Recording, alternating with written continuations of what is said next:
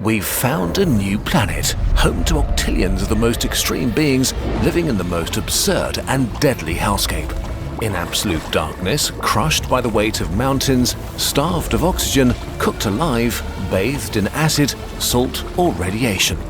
And yet, they live for thousands, perhaps millions of years. It turns out, this planet is not in space, it's inside the crust of Earth.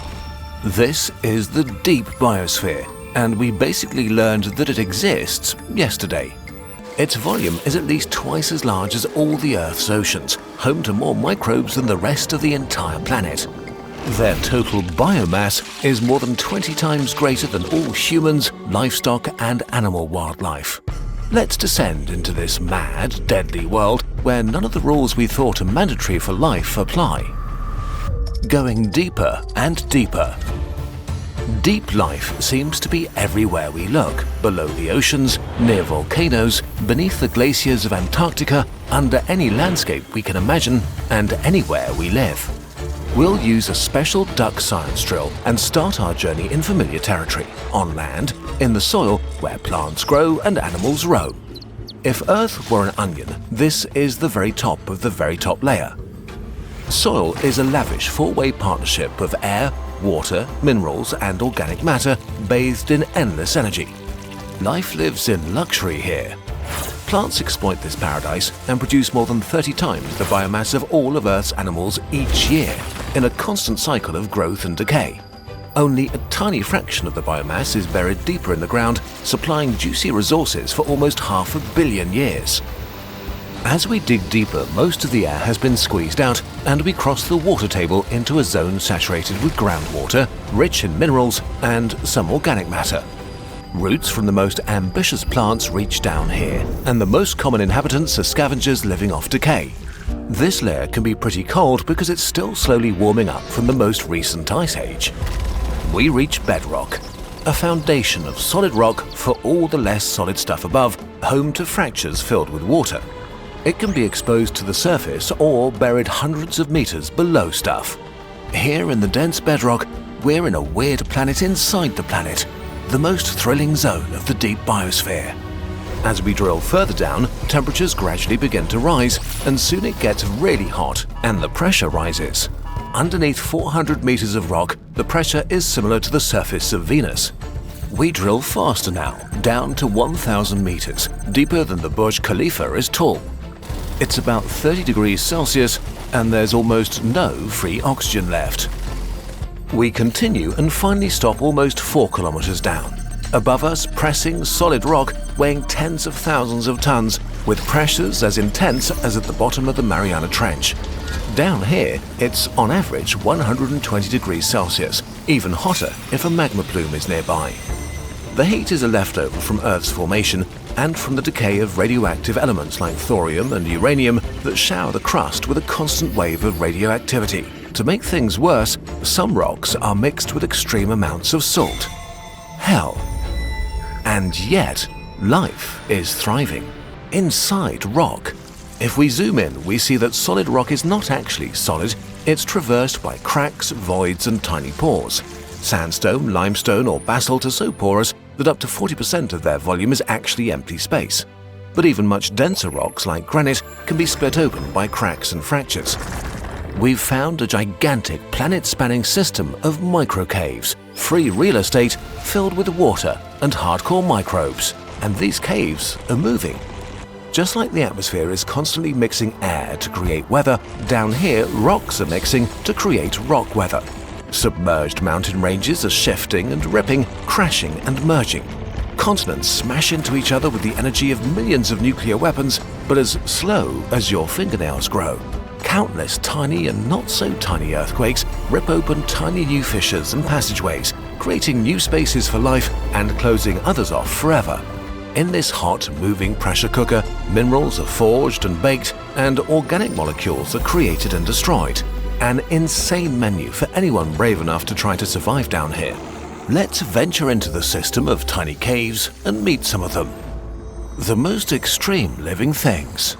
We think that octillions of microbes live down here, and naturally they are pretty hardcore. The doomsday preppers of the underworld. Some have big, bulky genomes, living entirely on their own, basically forming their own ecosystem, like the bacterium Desulforidus audax viator. It synthesizes its own food by nibbling carbon or sulfur from the rock and turning it into organic substances. If the conditions get too extreme, or if there's no food around, it kills itself to survive by forming an endospore. It divides into a big and a small part and swallows the small part again, forming a cell within a cell. The outer cell then sheds its water and kills itself, leaving the spore to float around, maybe for thousands of years, until it finds a good place to spring to life again. Others like some company, like the archaea with the clunky name Altiarchium hemiconexum, that have a rare double membrane covered in weird materials that protect them against the extremes. They shoot out nano-sized grappling hooks to tether themselves and seem to live in cracks and fissures filled with water completely devoid of oxygen, harvest carbon dioxide to create biomass, and may sort of eat hydrogen. The conditions in the deep biosphere are so harsh that other microbes share the hard work by forming consortia. They knit themselves together in a biofilm, a very thin, sticky net that shields them against the extremes. They are miniature cells, often with a small genome, but each good at one thing. One type of microbe eats methane and excretes its electrons. A second type eats these electrons and converts sulfate into sulfite that's then eaten by a third microbe, and so on. Some eat iron, others use electrons to turn nitrogen or carbon dioxide into biomass. Life down here found ways to use stuff that's poisonous to most animals to make food and energy. But still, life is incredibly hard, and resources and energy are super hard to come by. So the most intense strategy for survival down here is to live forever. Like monks who've taken a vow of poverty, deep microbes consume very little and conserve their energy. Their metabolism is up to 1 million times slower than microbes at the surface. They had a meal when you were born and are still digesting it. For most of their life, they exist in a slow limbo. Some even slowly cannibalize themselves, until a sudden influx of resources arrives by pure chance, and then they spring into action and reproduce. With this lifestyle, it seems that extreme microbes can live for centuries, maybe even for millions of years. If they're not hunted to death, of course. Because kilometers deep in limestone habitats, there seem to be spaces big enough for multicellular predators. We've found asexual worms, 100 times longer than microbes, hunting and devouring bacteria. It's not clear if they originated down here or if mini earthquakes opened up fractures for water to carry them into the deep. But there are other fierce predators like rotifers or arthropods in the depths, hunting immortal microbes. We wish we could tell you more insane things about life in the deep biosphere, but there's a problem. We don't know that much yet. For one, we can't really get a good look under kilometers of rock. Drilling down could contaminate the samples with microbes from the surface. We've found living ones in deep mines and brought them into the lab, but it's pretty hard to simulate the conditions they feel comfy in boiling hot water, squeezed under mountains, submerged in deadly chemicals, and still see them through a microscope. And the microbes live so slowly for so long that nothing might happen. A lot of what we know about them we got from turning them into a slurry and looking at what their genes could do, like breathing nitrogen or eating methane. We know that the diversity of life in the deep biosphere must be staggering, and that some of the most hardcore and extreme beings live down there. This is a proper frontier of science, super hard to study, and most of what we know we've learned in just the last 20 years. There is so much more undiscovered mystery for us that could bring us progress in medicine, energy, the climate, and more. Let's end by moving our gaze from the inside to the outside again. Since we now know how extremely large the deep biosphere is and how life down there survives without light, oxygen, sane temperatures, or not being covered in poison, could there be deep biospheres all over the universe? Maybe all you need is a planet or moon with internal heat or radiation, and a chemical composition that allows microbes to build the parts they need. Some scientists suggest there could be 10 of them in the solar system, hiding beneath a seemingly dead and frozen surface. So as we learn more and more about the life below our feet, we may accidentally learn about life in the universe. When the gods granted King Midas one wish, he wished that everything he touched would turn to gold. Midas was delighted. Trees, rocks, buildings, all gold. But soon he found in horror that his food turned into gold as well. When he hugged his daughter to soothe his pain, he realized his mistake too late. The richest man in existence was starving, heartbroken, and alone. Humanity got a similar wish granted when we learned how to turn brown, stinky goo into magic. Plastic. Cheap, sterile, and convenient, it changed our lives. But this wonder of technology got a little out of hand. Plastic has saturated our environment. It has invaded the animals we eat, and now it's finding its way into our bodies. What is plastic? For most of our history, humans used stuff we found in nature to build the things we needed. But the invention of plastic roughly 100 years ago completely changed our world. Plastic is made from polymers, long, repeating chains of molecule groups. In nature, polymers exist everywhere. The walls of cells, silk, hair, insect carapaces, DNA. But it's also possible to create them. By breaking down crude oil into its components and rearranging them, we can form new synthetic polymers. Synthetic polymers have extraordinary traits. They are lightweight, durable, and can be molded into almost any shape. Not requiring time-consuming manual work, plastic can be easily mass-produced, and its raw materials are available in vast amounts and incredibly cheaply. And so the golden era of plastics began. Bakelite was used for mechanical parts, PVC for plumbing, electric gears and cases, acrylic as a shatter-resistant alternative to glass, and nylon for stockings and war equipment. Today, almost everything is at least partly made from plastic. Our clothes, phones, computers, furniture, appliances, houses and cars. Plastic has long ceased to be a revolutionary material. Instead, it became trash. Coffee cups, plastic bags, or stuff to wrap a banana. We don't think about this fact a lot. Plastic just appears and goes away. Unfortunately, it doesn't. Since synthetic polymers are so durable, plastic takes between 500 and 1,000 years to break down. But somehow, we collectively decided to use this super tough material for things meant to be thrown away. 40% of plastics are used for packaging.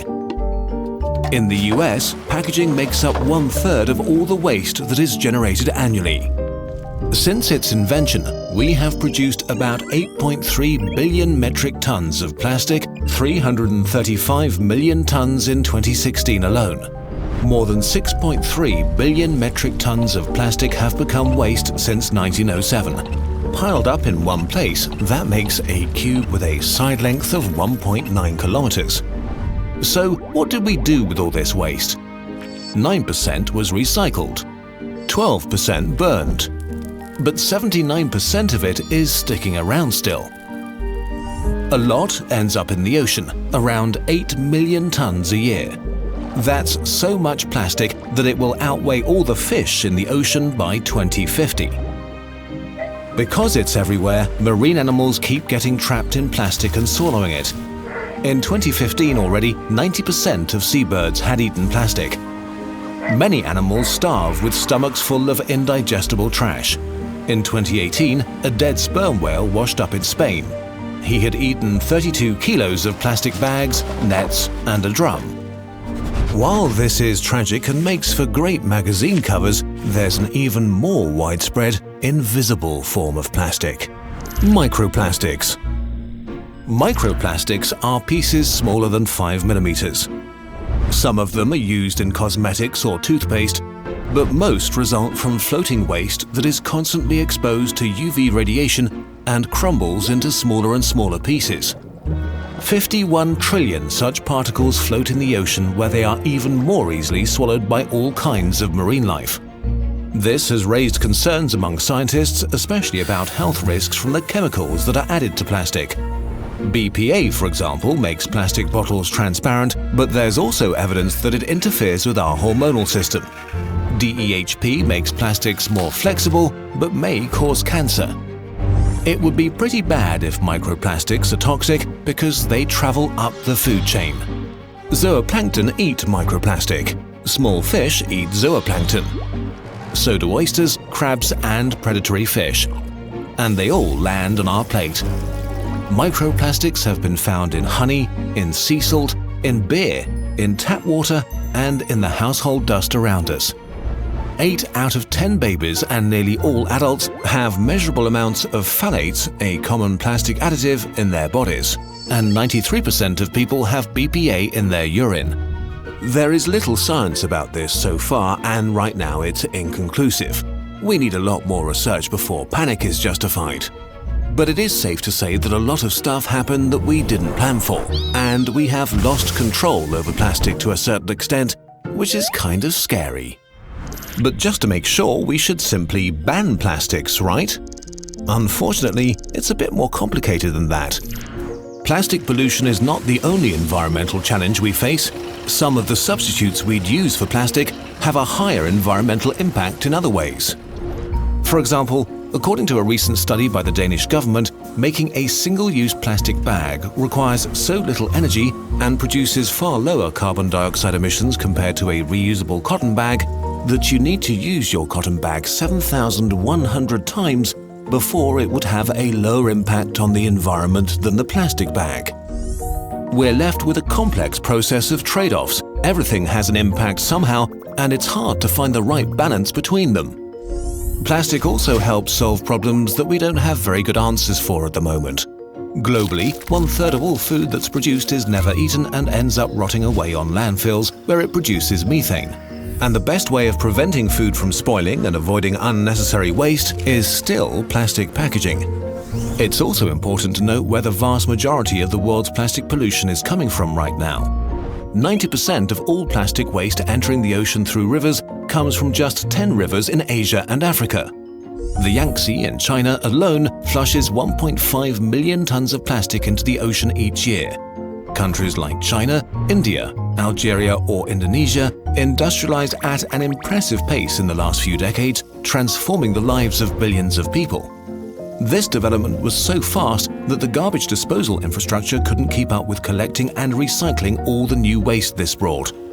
If politicians in Europe and the US want to address this issue, investing in infrastructure in developing countries is just as important as fighting plastic pollution at home, with campaigns and redesigning products to minimize unnecessary plastic production.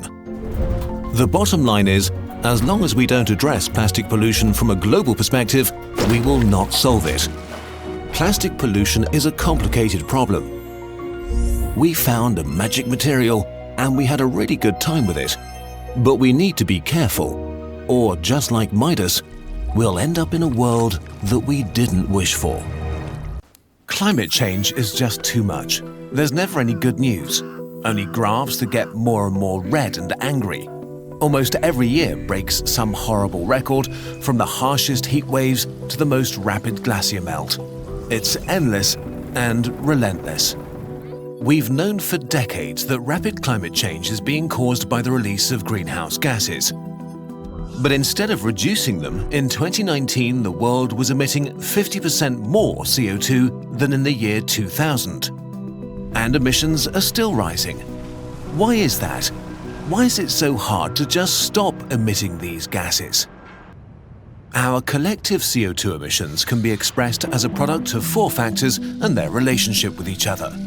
2 of them explain why worldwide CO2 emissions are still rising, and 2 explain how we can stop that. Population size, economic growth, energy intensity, and emissions per energy unit produced. Number 1. Population size. People need food, homes, and clothing, and they demand luxury products from iPhones to $1 cheeseburgers. More people, higher CO2 emissions. It's a very simple equation. The global population is growing, and according to the UN, it will level off at about 11 billion in 2100, which is 40% more than today. The only way to slow down this growth is investment in healthcare and access to contraception and education in developing countries. But even with massive investment, it will take a few decades for the effects of lower birth rates to manifest themselves. So the global population will keep growing for the foreseeable future, and as a consequence, global CO2 emissions will rise over the next few decades. Number 2. Growth or getting richer. But it's not just about our numbers. The richer and more developed we are, the more emissions our lifestyle produces. A programmer in the US has a higher CO2 footprint than 50 farmers in Uganda. The world's wealth is growing almost everywhere. And although it's far from evenly distributed, economic growth has led to the highest standards of living and the largest reduction in extreme poverty in human history. Growth has become the dominant mantra of the world's economies, no matter what kind of political system they have. It's unlikely that rich countries will give up the concept of growth anytime soon. But even if they were to, developing countries want to become rich too. For billions of people, the end of growth would probably mean staying poor, and so developing countries are not willing to stop growing their economies. All in all, we can be sure that growth as a guiding economic ideology is not going to go away anytime soon. More countries and their citizens around the world will grow and become richer, while the rich economies will continue to grow their wealth. There are some signs that growth can be decoupled from CO2 emissions, but we're not close to that yet. As a consequence of this growth, CO2 emissions will rise. Okay, so far we've learned that because of population growth and economic growth, humanity's CO2 emissions will increase, which is the opposite of what should be happening. We need to slow, peak, and then reduce annual emissions. The next two factors describe how we can actually do this. Number 3, energy intensity. Energy intensity describes how efficiently we use energy. A street food vendor in rural Brazil might burn coal to cook, while a street food vendor in France might use an induction stove powered by nuclear energy. The latter is way more efficient. The more efficient something is, the less energy we need to do something, be it powering a metropolitan area or grilling a kebab. So making our technology more efficient and coming up with more efficient ways to organize our societies is one of the most important ways to reduce the modern world's CO2 dependency. This can mean everything from reducing power consumption with AI, the electrification of the transportation and industrial sectors, or sustainable concrete production. The opportunities for improvement are almost limitless, and human ingenuity can run wild. But we know that increasing efficiency alone will not be enough, mostly for 3 reasons. 1. Direct rebound effects. This means that once something becomes more efficient, it's used more, and so overall the increased efficiency does not lead to a reduction as impressive as you would first think. Or worse, sometimes more efficiency makes humans not use less of a resource, but more of it. When planes became more fuel efficient, ticket prices decreased and more people started to travel by plane. So making things more efficient does not automatically mean less energy use in total. It might have the opposite effect. 2. Indirect rebound effects. Sometimes when you save money on a thing that's become more efficient, you might spend it elsewhere. For example, if you buy a more fuel-efficient car, you save money on fuel and end up with extra funds in your bank account that you might spend on a vacation and take a flight with. So, in the end, you might actually emit more CO2 despite getting a more efficient car. 3. And lastly, the more you optimize for efficiency, the harder and more expensive it becomes to get more efficient. So over time, the return on investment slows down. And with many technologies, we are already pretty efficient. But regardless of how efficient we make our economies, as long as we need at least some energy, we will have emissions. Efficiency alone won't create a zero-carbon world. This brings us to our last factor. Number 4. CO2 emissions per energy unit used, or our global carbon footprint. Humanity's global carbon footprint is the CO2 released per energy unit generated. For example, coal plants release much more CO2 than solar power per unit of energy. This relationship is crystal clear. The more fossil fuels we burn, the higher our CO2 output. Fossil fuels are the greatest lever humanity has right now. Of course, it's impossible to shut down coal and oil overnight without throwing society into chaos. But the reality is that we're not doing nearly enough to keep fossil fuels in the ground and use lower carbon alternatives. We need to do two things to speed the transition away from fossil fuels. First, we need to use the real leverage we have today with today's technology. There are a lot of things we can do extremely quickly. We can leave nuclear power plants online longer. We can cut subsidies to the fossil fuel industry and funnel them into renewables. We can price carbon emissions harshly and increase the price each year to create strong incentives for the world's industries to transition. We can enforce strict standards for energy efficiency and for any type of new construction. We can phase out fossil fuel vehicles. Next, we also need to invent new and better technology. Without new technologies and innovation, it will be impossible to achieve a zero CO2 emission world, be it from technologies like carbon capture or a new generation of nuclear power plants to new batteries that revolutionize the energy storage from renewables. But innovation takes time, years and decades, and we don't have this time. Every year we keep adding more carbon to the atmosphere. This means we can't keep relying on innovation alone. We need to find ways to reduce emissions today while we invent what we will need in the future.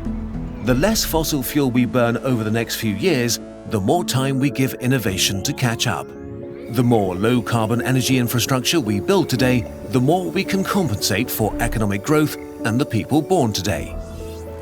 The more coal power plants in construction we stop from being finished, the more CO2 we save. Neither innovation nor the alternatives we're using today alone can solve rapid climate change. But innovation, together with a decisive move away from fossil fuels where it's possible today, could do it. Solving climate change will be complicated. We have to account for the needs of billions of people and the reality that right now, society runs mostly on fossil fuels. This will not change overnight, but it needs to change as quickly as possible. And it is still very much possible. The night sky seems peaceful and orderly. But in reality, stars are careening through the galaxy at speeds of hundreds of thousands of kilometers per hour, not bound by static formations, but changing neighborhoods constantly. Fortunately, space is big, and so the stars of the Milky Way are very unlikely to hit us. Unfortunately, they don't have to hit anything to make us have a really bad time on Earth. And there are already stars starting to get very close. To understand how dangerous stars are to us, we need to talk about gravity. Gravity attracts every piece of matter to every other piece of matter in the universe. You are attracted by an atom a million light years away and vice versa. Luckily, this force gets weaker over distance, and it also depends on how massive something is. So things that are close and are very massive are more attractive, winning the cosmic tug-of-war. This way, massive things define how smaller things behave around them. The Sun makes up 99.75% of all the mass in the solar system, and so it shapes the behavior and orbits of everything else in it. Billions of years ago, after the Sun was born, the solar system was a chaotic and dangerous place as the planets were formed from countless little pieces that collided constantly. But over the eons, a stable balance emerged. Today, most planets and asteroids have settled into safe and predictable orbits. We have the inner and outer planets, the asteroid and Kuiper belt, and at the edge, the Oort cloud, a giant sphere of comets orbiting slowly in cold storage. We really don't want this balance to be disturbed. If another star came too close to us, its gravity would pull on everything in the solar system like a spoiled toddler, messing up the pleasant order of the planets and asteroids and comets. This isn't some imaginary danger. Some 70,000 years ago, a red dwarf-brown dwarf binary system passed through the Oort cloud and messed things up.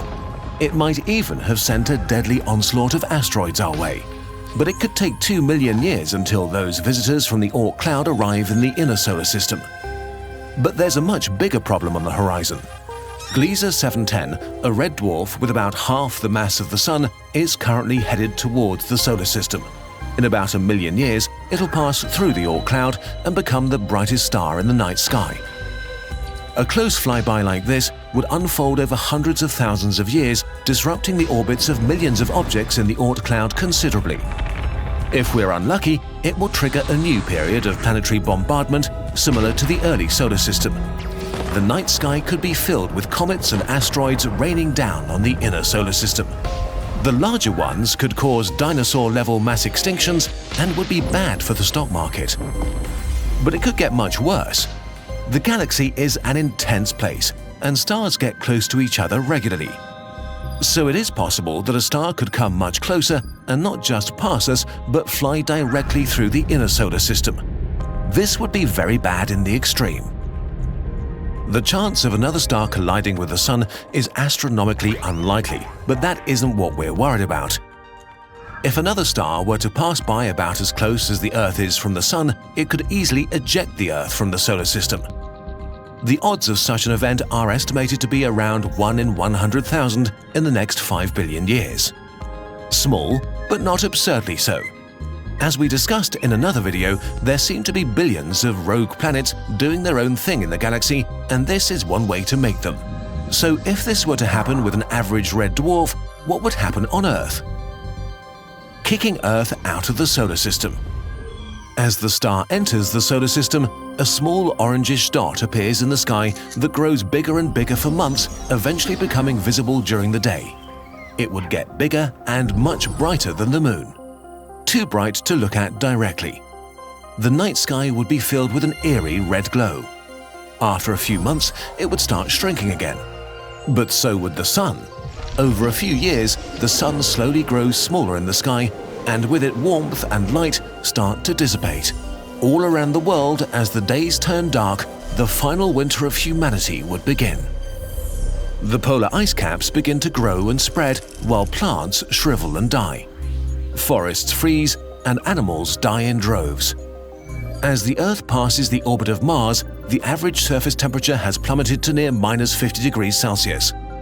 From space, Earth begins to look like an icy moon, the blue-green surface becoming the pale grey-white of death.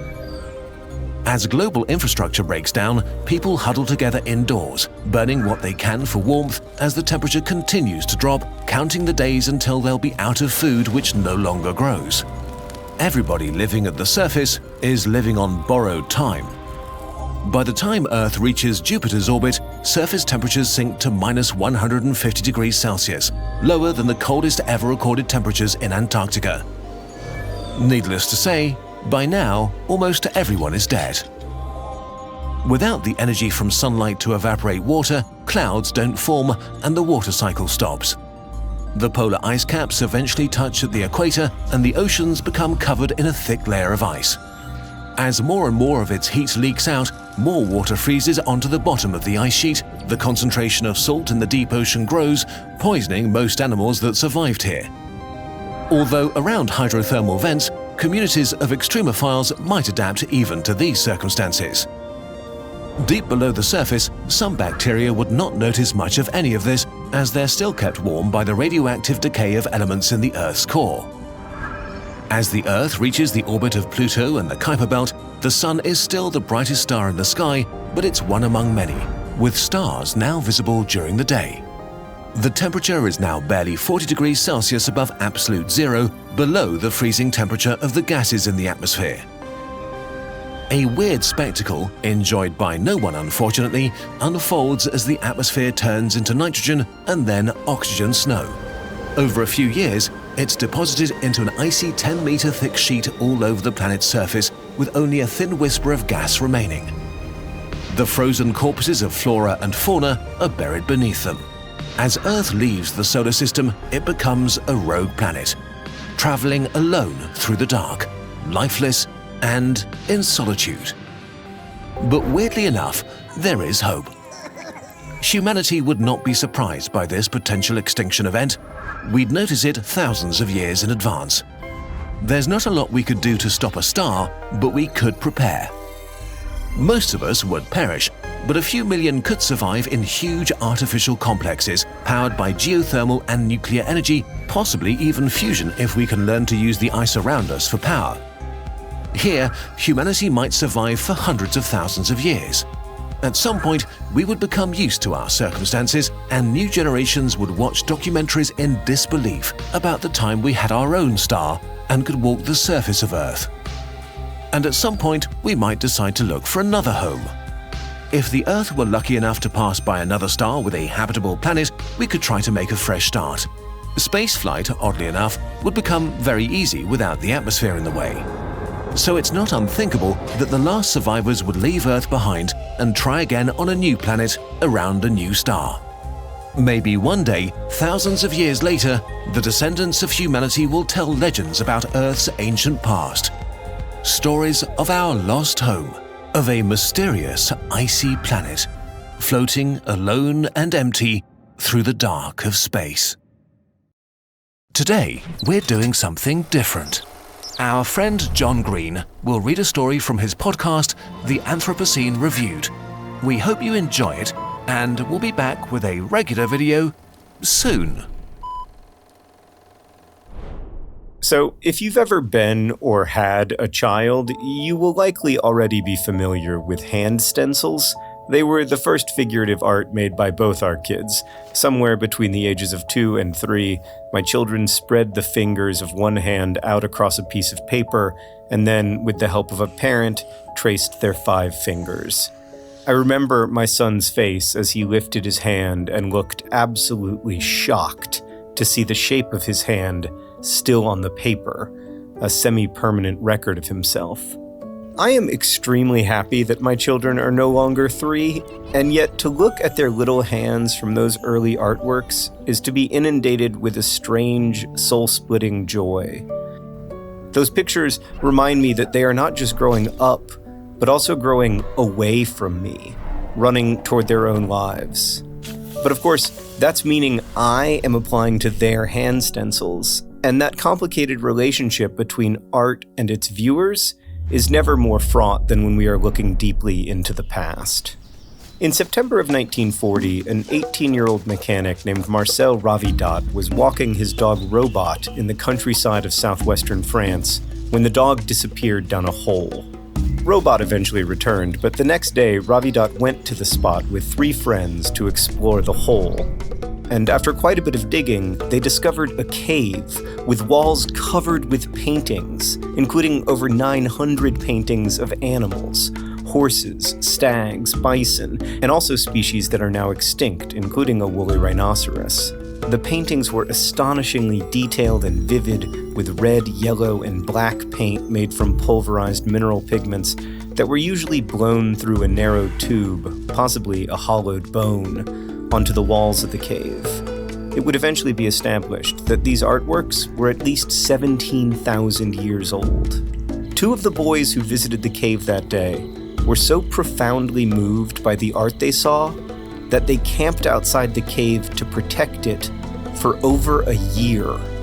After World War II, the French government took over protection of the site, and the cave was opened to the public in 1948. When Picasso saw the cave paintings on a visit that year, he reportedly said, "We have invented nothing." There are many mysteries at Lascaux. Why, for instance, are there no paintings of reindeer, which we know were the primary source of food for the Paleolithic humans who lived in that cave? Why were they so much more focused on painting animals than painting human forms? Why are certain areas of the cave filled with images, including pictures on the ceiling that required the building of scaffolding to create, while other areas have only a few paintings? And were the paintings spiritual? Here are our sacred animals? Or were they practical? Here is a guide to some of the animals that might kill you. Aside from the animals, there are nearly 1,000 abstract signs and shapes we cannot interpret, and also several negative hand stencils, as they are known by art historians. These are the paintings that most interest me. They were created by pressing one hand with fingers splayed against the wall of the cave, and then blowing pigment, leaving the area around the hand painted. Similar hand stencils have been found in caves around the world, from Indonesia to Spain to Australia to the Americas to Africa. We have found these memories of hands from 15 or 30 or even 40,000 years ago. These hand stencils remind us of how different life was in the distant past. Amputations, likely from frostbite, are common in Europe, and so you often see negative hand stencils with 3 or 4 fingers. And life was short and difficult. As many as 1/4 of women died in childbirth. around 50% of children died before the age of 5. But they also remind us that the humans of the past were as human as we are, their hands indistinguishable from ours. These communities hunted and gathered, and there were no large caloric surpluses, so every healthy person would have had to contribute to the acquisition of food and water, and yet somehow they still made time to create art, almost as if art isn't optional for humans. We see all kinds of hands stenciled on cave walls, children and adults, but almost always the fingers are spread, like my kids' hand stencils. I'm no Jungian, but it's fascinating and a little strange that so many Paleolithic humans who couldn't possibly have had any contact with each other created the same paintings the same way, paintings that we are still making. But then again, what the Lascaux art means to me is likely very different from what it meant to the people who made it. Some academics theorize that the hand stencils were part of hunting rituals. Then there's always the possibility that the hand was just a convenient model situated at the end of the wrist. To me, though, the hand stencils at Lascaux say, "I was here." They say, "You are not new." And because they are negative prints surrounded by red pigment, they also look to me like something out of a horror movie, like ghostly hands reaching up from some bloody background. They remind me that, as Alice Walker wrote, all history is current. The Lascaux cave has been closed to the public for many years now. Too many contemporary humans breathing inside of it led to the growth of mold and lichens, which has damaged some of the art. Just the act of looking at something can ruin it, I guess.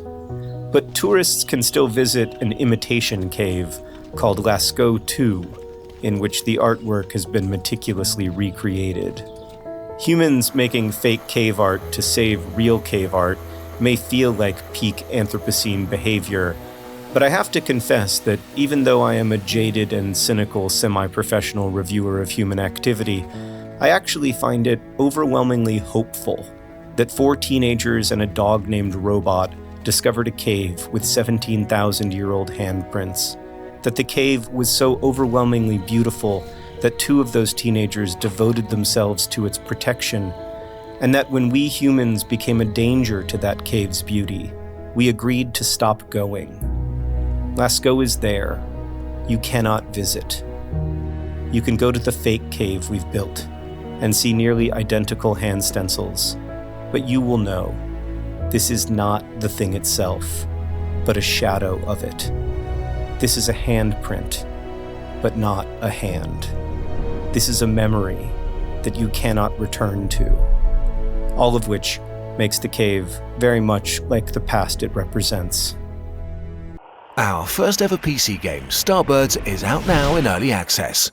Find out more at the end of this video. Imagine, a stadium-sized asteroid is going to hit Earth in 2 weeks.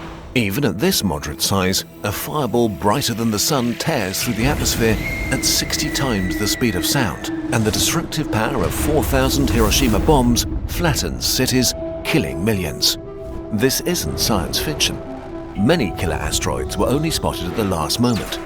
In 2019, asteroid OK, as big as a 30-story building, was discovered just 1 day before it grazed Earth closer than some of our satellites.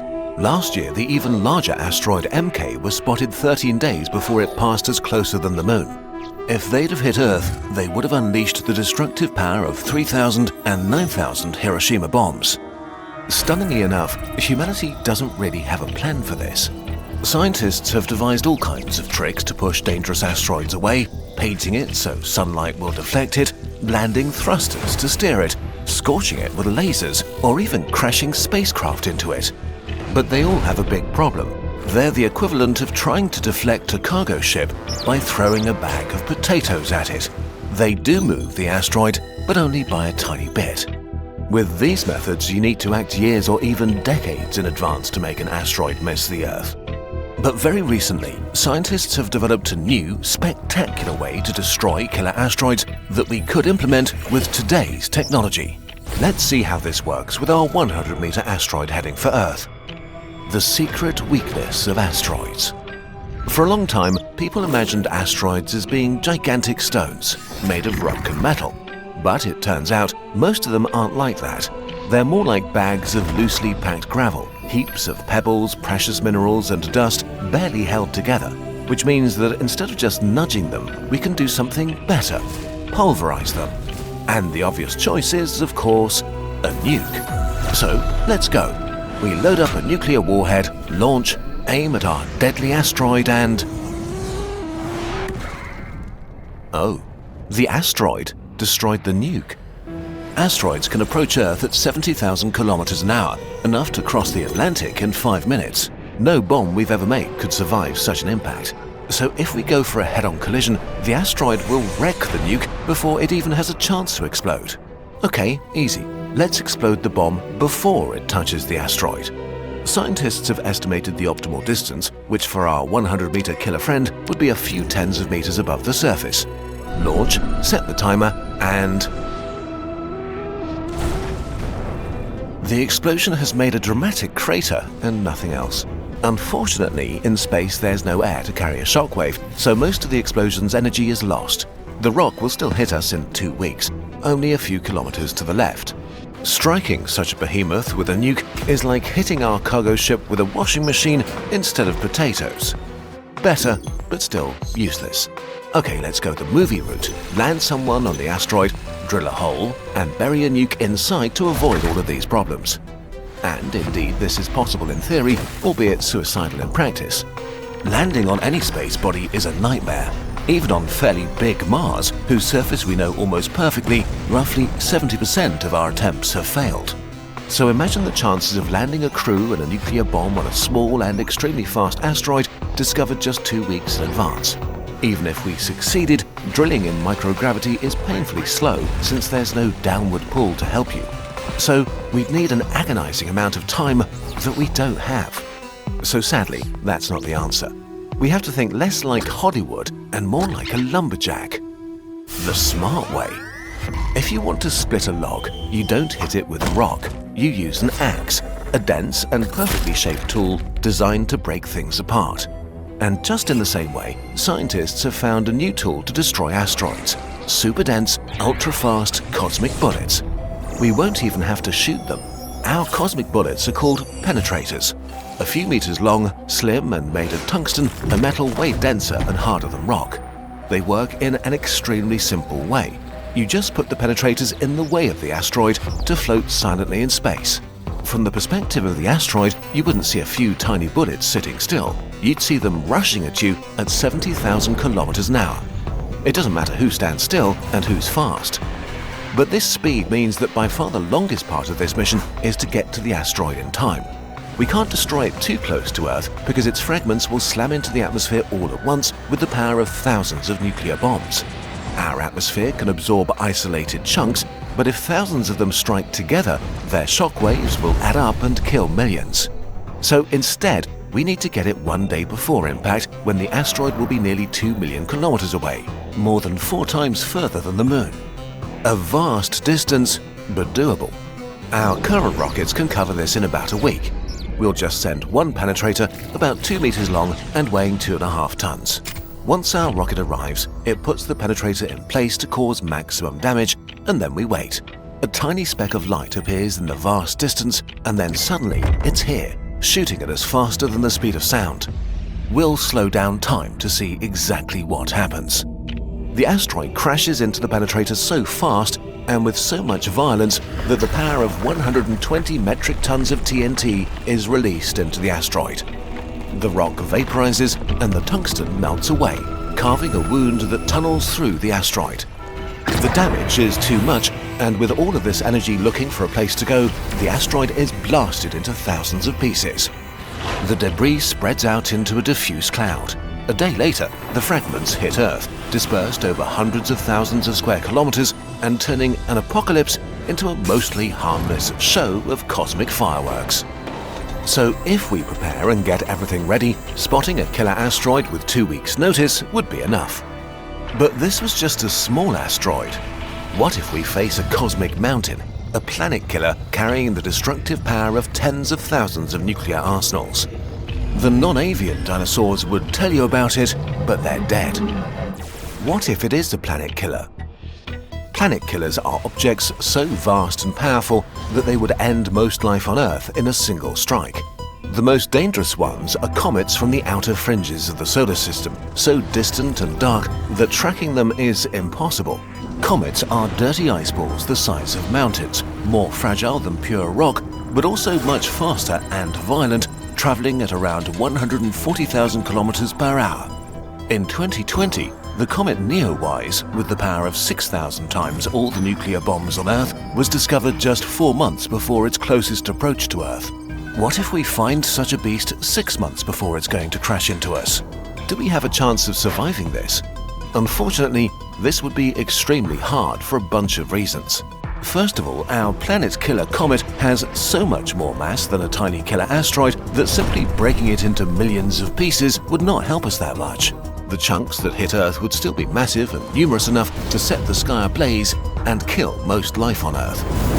So we need to make most, if not all of its fragments completely miss Earth. But to do that, we need to destroy it much further away, as far away as Mars. And to destroy a mountain, we need way more penetrators. Hundreds of thousands. And this is, well, a huge problem.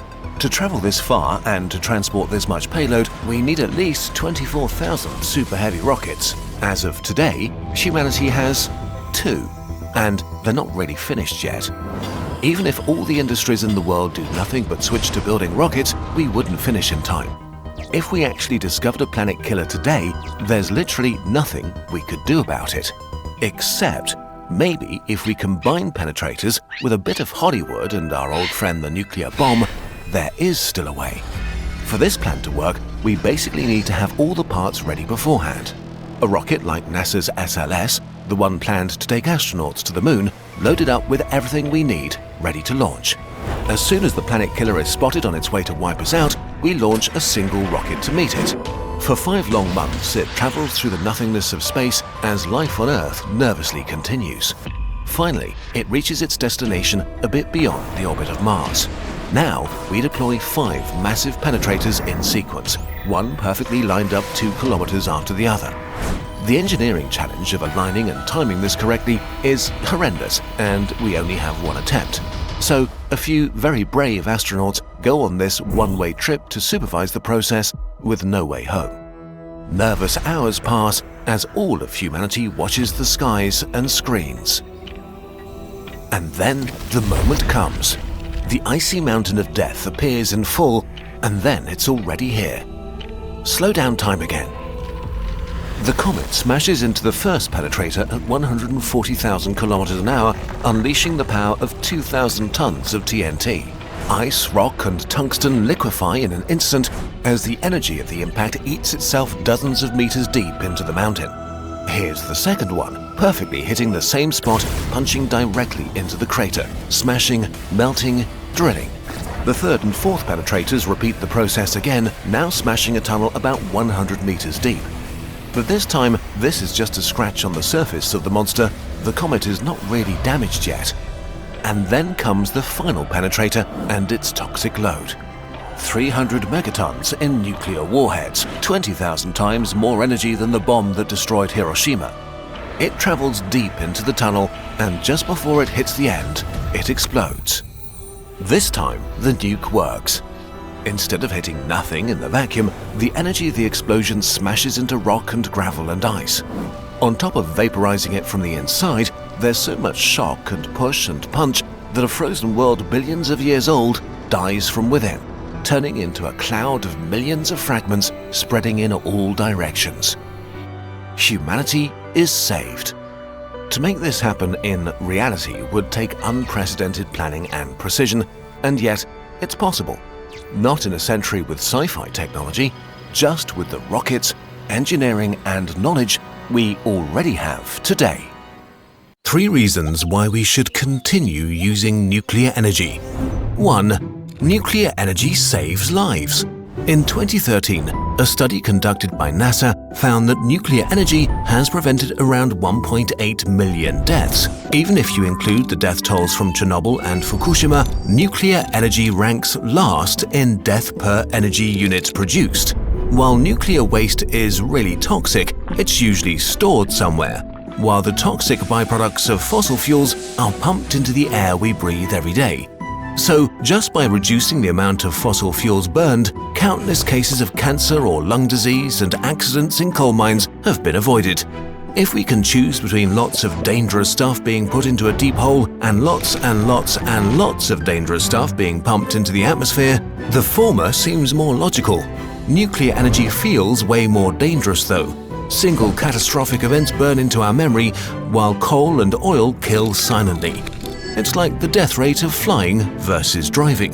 Even in the best-case scenario, it would take at least 40 years to switch to 100% renewable energy. So for as long as we continue using fossil fuels, nuclear energy will save way more lives than it destroys. 2. Nuclear energy reduces CO2 emissions. Nuclear energy is arguably way less harmful to the environment in terms of climate change than fossil fuels, our main source of energy. Since 1976, about 64 gigatons of greenhouse gas emissions have not been pumped out thanks to nuclear energy. And by the mid-21st century, that could amount to an additional 80 to 240 gigatons. Humanity's energy consumption is rising steadily. According to US government projections, China alone will add the equivalent of a new 600-megawatt coal plant every 10 days for the next 10 years. China already burns 4 billion tons of coal each year. Coal is cheap, relatively abundant, and easy to get to, so it's not likely that humanity will stop using it soon. Nuclear energy might be the only way of dampening the effects of climate change and preventing a catastrophic man-made global warming. Compared to the other things we do, nuclear energy is relatively clean. So even if it is a good idea to quit nuclear energy long-term, it might be a good solution for the next 100 years or so, compared to the alternatives. 3. New technologies. Maybe technology will solve the problem of nuclear waste and dangerous power plants. The nuclear reactors we've used so far are mostly outdated technology because nuclear innovation stopped in the 1970s. There are models like the thorium reactor that could solve the problem altogether.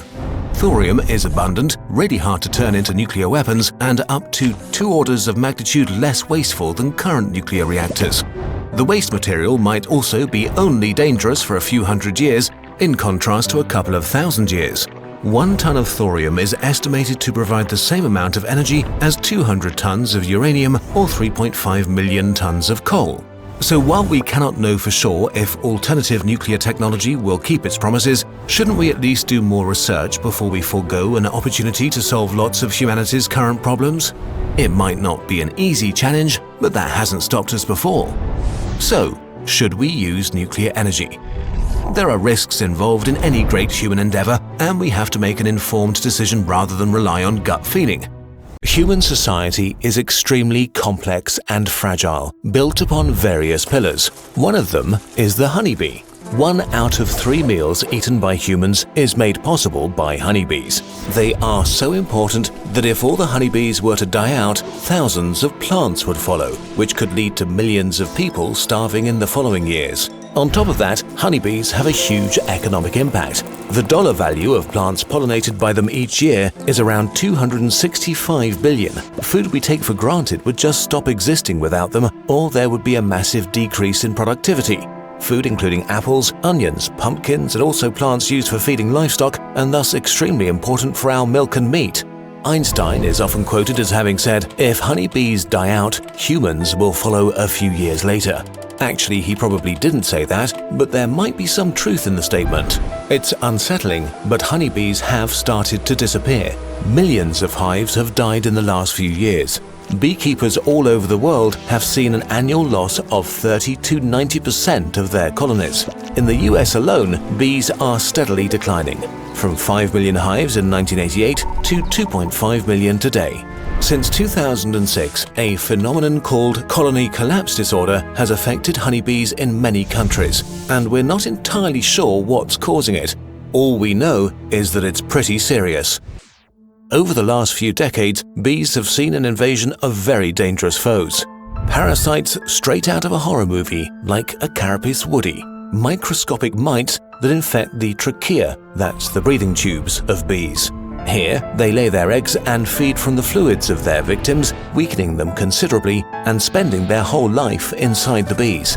Or Varroa destructor, a fitting name because they can only reproduce in honeybee hives and are one of the bee's greatest enemies. The female mite enters a honeybee brood cell and lays eggs on the bee larva before it's about to pupate and before the hive bees cover the cell with a wax capping. The eggs hatch and the young mites and their mother feed on the developing bee in the safety of the capped cell. The bee is not normally killed at this stage, just weakened, so it still has enough strength to chew its way through the wax capping and release itself from the cell. As it does, it releases the mother mite and her new offspring from the cell, and these are free to spread across the hive, starting the process over again in a cycle of about 10 days. Their numbers grow exponentially, and after a few months, this can lead to the collapse of the entire beehive. Once outside of the cell, adult mites also suck the bodily fluids of bees and weaken them considerably. To make things worse, they also transmit viruses that harm the bees even more and can lead to birth defects like useless wings. But there are other threats too, such as viruses and fungi. Under normal circumstances, these phenomena should be manageable and are not enough to explain the horrendous amount of dying going on in bees. Over recent years, new insecticides have been introduced that are deadly to bees. Neonicotinoids, a chemical family similar to nicotine, was approved in the early 1990s as an alternative to chemicals like DDT. They attack insects by harming their nervous systems. Today, they are the most widely used insecticides in the world. Globally, they saw sales of 1.5 billion euros in 2008, representing 24% of the global market for insecticides. In 2013, neonicotinoids were used in the US on about 95% of corn and canola crops, and also on the vast majority of fruit and vegetables like apples, cherries, peaches, oranges, berries, leafy greens, tomatoes, potatoes, cereal grains, rice, nuts, grapes, and many more. Bees come into contact with the toxin while collecting pollen or via contaminated water, often bringing material into the hive where it can accumulate and slowly kill the whole colony. The toxins harm bees in a variety of horrible ways. In high enough doses, it quickly leads to convulsions, paralysis, and death. But even in small doses, it can be fatal. It may lead to bees forgetting how to navigate the world, so bees fly into the wild, get lost and die alone, separated from their hives. If this happens often enough, a hive can lose its ability to sustain itself. We know that neonicotinoids are harmful to bees and that we urgently need an alternative to it. But there are billions of dollars to be made in delaying this. Studies sponsored by the chemical industry magically appear to prove a much lower toxicity to bees compared to those produced by independent scientists. There are even more factors contributing to the demise of bees, like too much genetic uniformity, crop monocultures, poor nutrition due to overcrowding, stress because of human activities, and other pesticides. Each of those factors on its own is a major problem for bees, but together they probably account for colony collapse disorder. With parasites upping their game in recent decades, the honeybees are now fighting for survival. It would be a catastrophe if they lost this fight. This is a conundrum we have to solve if we want to continue living with a relative abundance and diversity of food. Humanity is deeply interconnected with Earth and the other life forms on it. Even if we pretend that we're not, we have to take better care of our surroundings, if not to preserve the beauty of nature, then at least to ensure our own survival.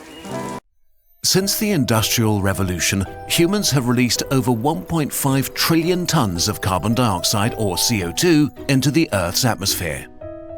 In the year 2019, we were still pumping out around 37 billion more.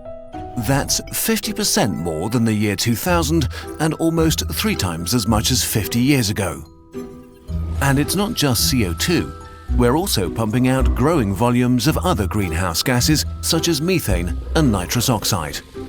Combining all of our greenhouse gases, we're emitting 51 billion tons of carbon dioxide equivalents each year.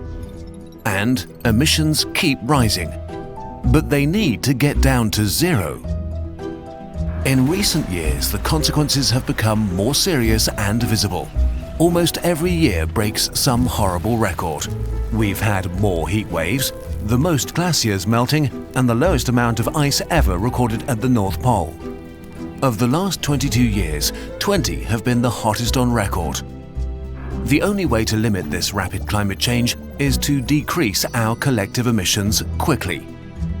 But although all countries agree on this goal in principle, they do not agree who is responsible or who should bear the heaviest load. The developed countries point at their own efforts to reduce emissions and the fact that the large developing countries on the rise, especially China, are currently releasing much more CO2. On the other hand, developing countries argue that emissions by the West are lifestyle emissions, while for developing countries, they are survival emissions. Others call rich countries hypocrites that got rich by polluting without restraint and now expect others not to industrialize and stay poor. So, who is responsible for climate change and CO2 emissions? And regardless of the past, who needs to do the most today? In this video, we'll talk exclusively about nation-states. We'll look at the fossil fuel industry in another video.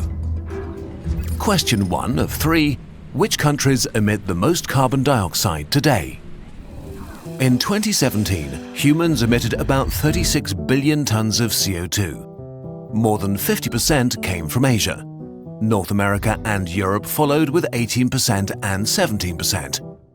While Africa, South America and Oceania together only contributed 8%. China is by far the world's largest emitter, with 10 billion tons of CO2 every year, or 27% of global emissions. It's followed by the USA with 15% and the European Union with around 10%. Together, this is more than half of the world's CO2 emissions. So it's clear that without the willingness and action of these three industrial blocs, humanity will not be able to become carbon neutral and prevent severe climate change. Next on our list is India at 7%, Russia at 5%, Japan at 3%, and Iran, Saudi Arabia, South Korea and Canada all just short of 2%. Together with the first three, the top 10 are responsible for 75% of global emissions. But if we only look at the current situation, we're not getting the full picture. Question 2 of 3. Which countries have emitted the most in total? If we look at emissions throughout history until today, the outlook changes drastically. The US and the EU both knock China off the top spot. The US is responsible for 25% of the world's historical emissions, emitting 400 billion tons, mostly in the 20th century. In second place is the EU at 22%. China comes in third at just under 13%, around half of the USA's contribution. India's contribution shrinks to 3% along with the whole of Africa and South America. The UK is responsible for 1% of annual global emissions, but takes 5% of the historical responsibility. Germany, producing 2% of emissions per year today, has contributed almost 6%, as much as the whole of Africa and South America combined. So the narrative that rapid climate change is really the responsibility of the developing world is hard to defend if facts matter to you. But this is still not the whole story, because focusing on countries mixes two things: population numbers and total emissions. If a country has more people in general, its emissions are of course higher. Things look very different if we look at individuals like you, dear viewer. Question 3 of 3. Which countries emit the most carbon dioxide per person? The average human is responsible for around 5 tons of CO2 each year. But averages can be misleading. The countries with the largest CO2 emissions per person are some of the world's major oil and gas producers. In 2017, Qatar had the highest emissions at a hefty 49 tons per person, followed by Trinidad and Tobago, Kuwait, the United Arab Emirates, Brunei, Bahrain, and Saudi Arabia. But those are outliers. Australians have one of the highest carbon footprints per person, 17 tons a year. That's more than triple the global average and slightly more than the average US, American and Canadian at 16 tons. The Germans do a little better at close to 10 tons, but this is still twice the global average. China may be the world's largest emitter, but it's also the world's most populous country with over 1.4 billion people, 18.5% of the world population. Per person, it's above average at 7 tons. Historically, CO2 emissions have been closely tied to a high standard of living.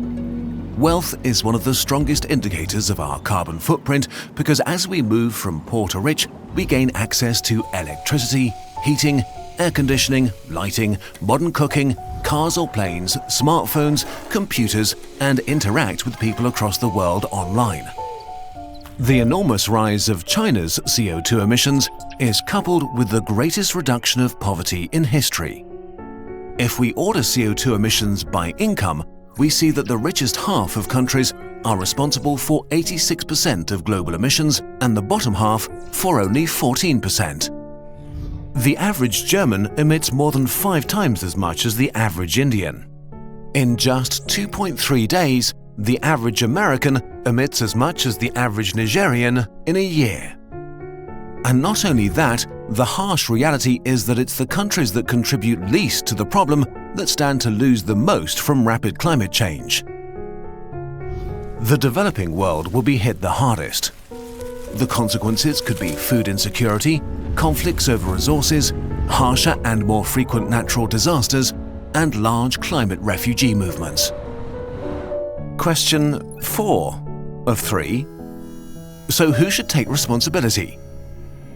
Many of today's richest countries are in a convenient position. They have become rich over centuries of fossil fuel burning and industrial production. They have a large historical footprint, and their wealth means they still emit a lot per person. But their country's annual emissions are now dwarfed by other countries because the giant that is China is finally catching up, and other giants like India are on their way. Many Germans, for example, wonder how, if Germany only accounts for 2% of yearly emissions, it can have a meaningful impact on reducing emissions. The answer is simple. For one, the richest countries have the resources, highly educated workforces and technology to develop low-cost, low-carbon solutions and spread them around the world. If we don't want poorer countries to become as fossil fuel dependent as we are, we need low-carbon technology to be cheap and available.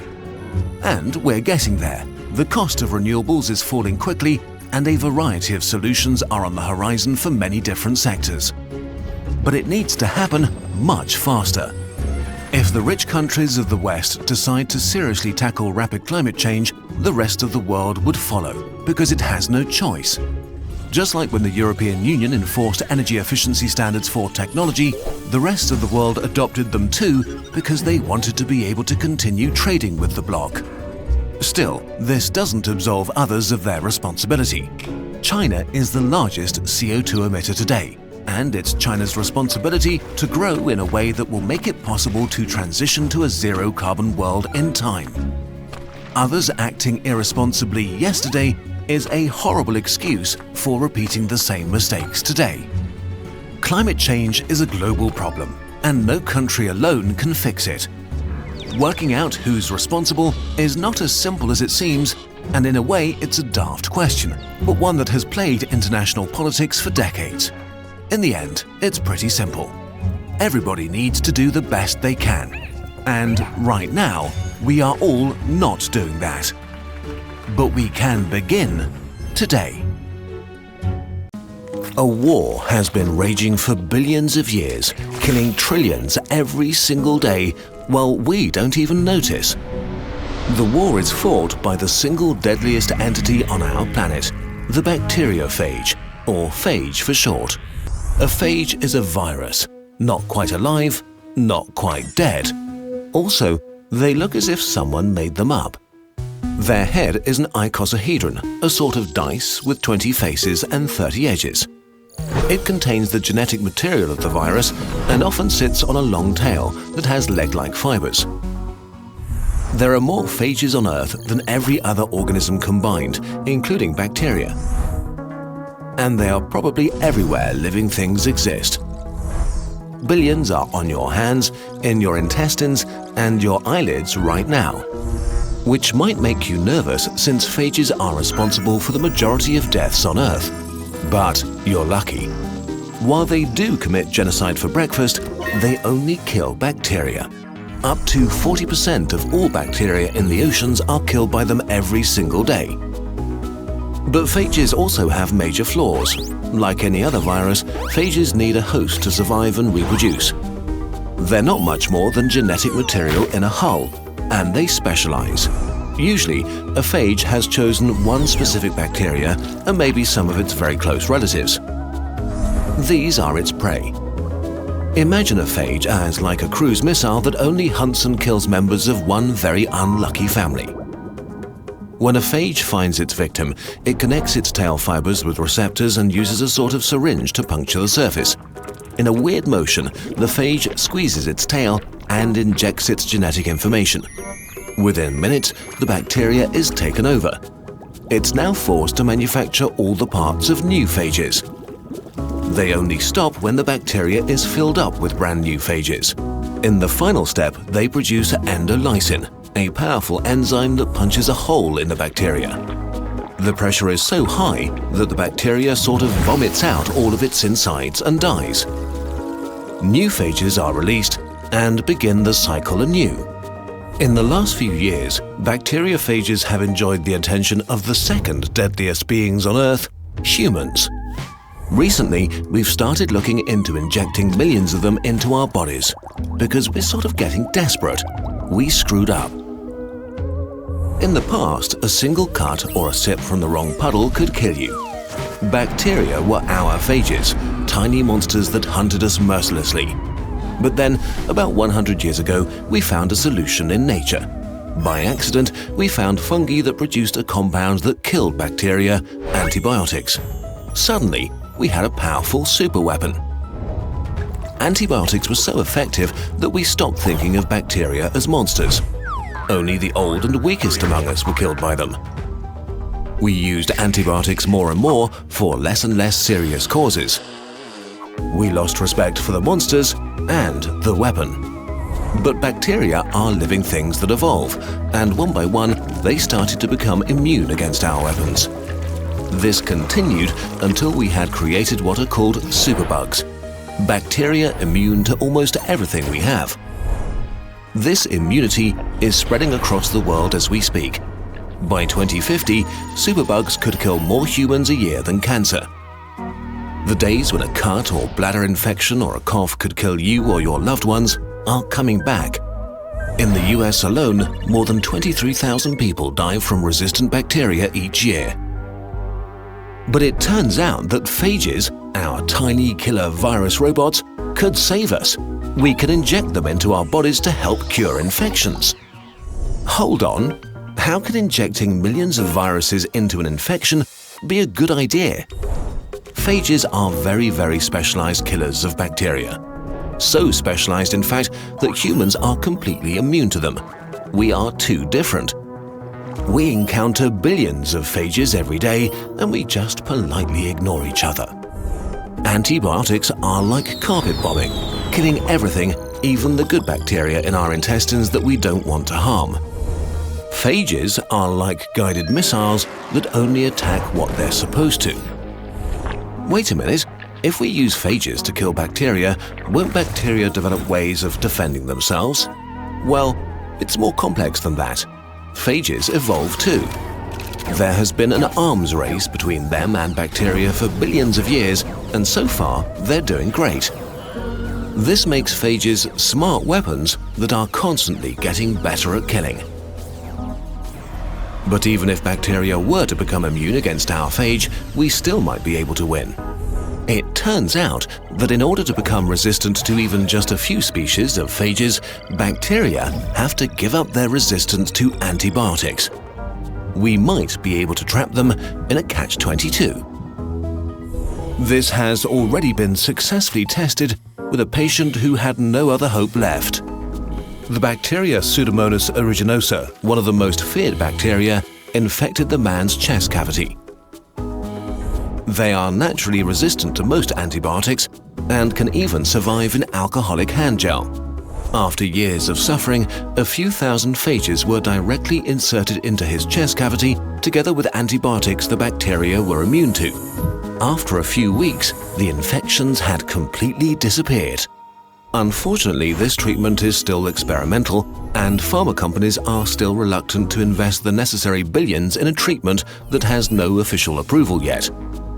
But things are finally changing. In 2016, the largest phage clinical trial to date began, and phages are getting more and more attention. And we better get used to it, because the era in which antibiotics have been our superweapon is drawing to a close. It might be a weird concept, but injecting the deadliest being on planet Earth directly into our bodies could save millions of lives. Never before in human history have we been richer, more advanced, or powerful. And yet, we feel overwhelmed in the face of rapid climate change. It seems simple on the surface. Greenhouse gases trap energy from the sun and transfer it to our atmosphere. This leads to warmer winters, harsher summers. Dry places become drier and wet places wetter. Countless ecosystems will die while the rising oceans swallow coasts and the cities we build on them. So why don't we just prevent all of that? Well, it's complicated.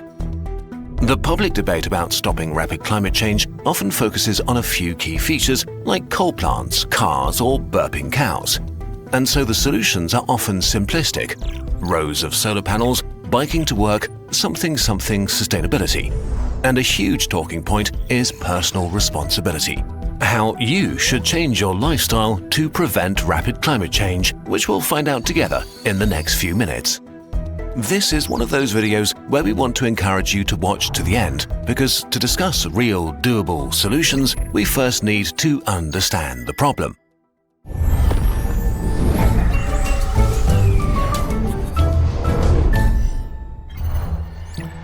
A fuller picture.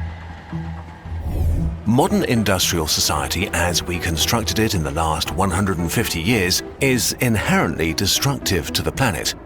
Basically, everything we do to make our lives easier, safer, and more comfortable is making things worse for the biosphere. The food we eat, the streets we walk on, the clothes we wear, the gadgets we use, the way we move around, and the pleasant temperatures we artificially create around us. While most people know about the serious impact of energy, beef, cars, and planes, many major polluters are barely ever talked about. The emissions leaking out of landfills are as significant as the emissions of all the jets in the air. More CO2 is released to run our homes than from all cars combined. And the emissions produced when making a new car is equivalent to building just 2 meters of road.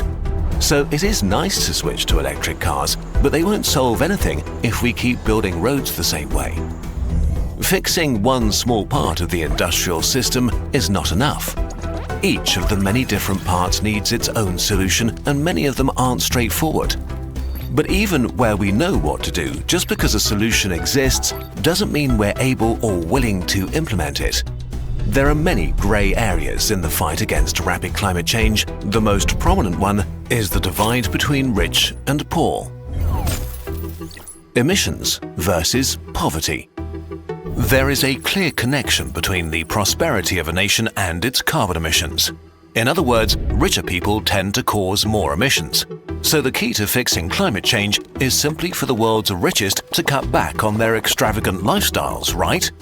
While this would help, it wouldn't make the problem go away.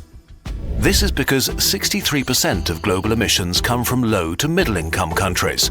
Countries where most people are not living extravagantly, but are trying to escape poverty at worst and achieve a comfortable lifestyle at best.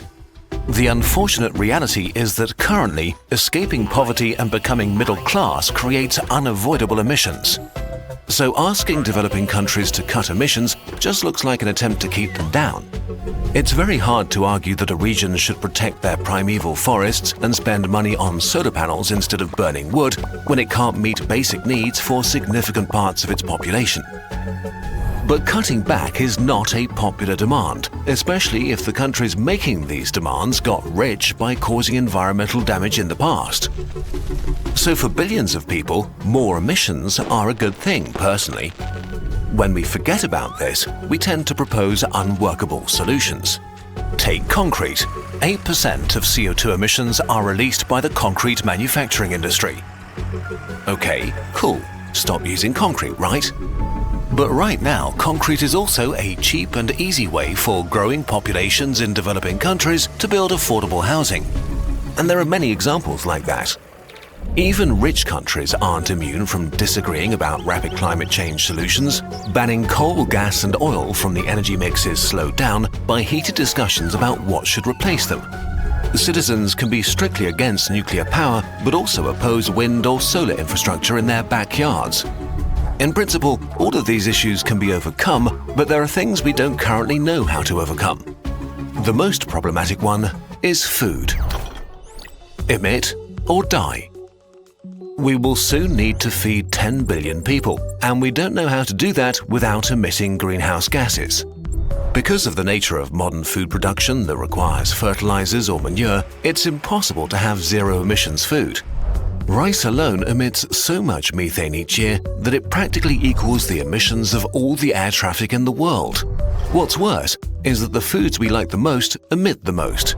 57% of food emissions come from animal-based foods, although they make up only 18% of the world's calories and 37% of its protein. And as people across the world grow richer, they want more meat. Traditional diets in most cultures were primarily plant-based with a little meat on top. But with the rise of industrial-style meat production and factory farming, meat has become a staple food.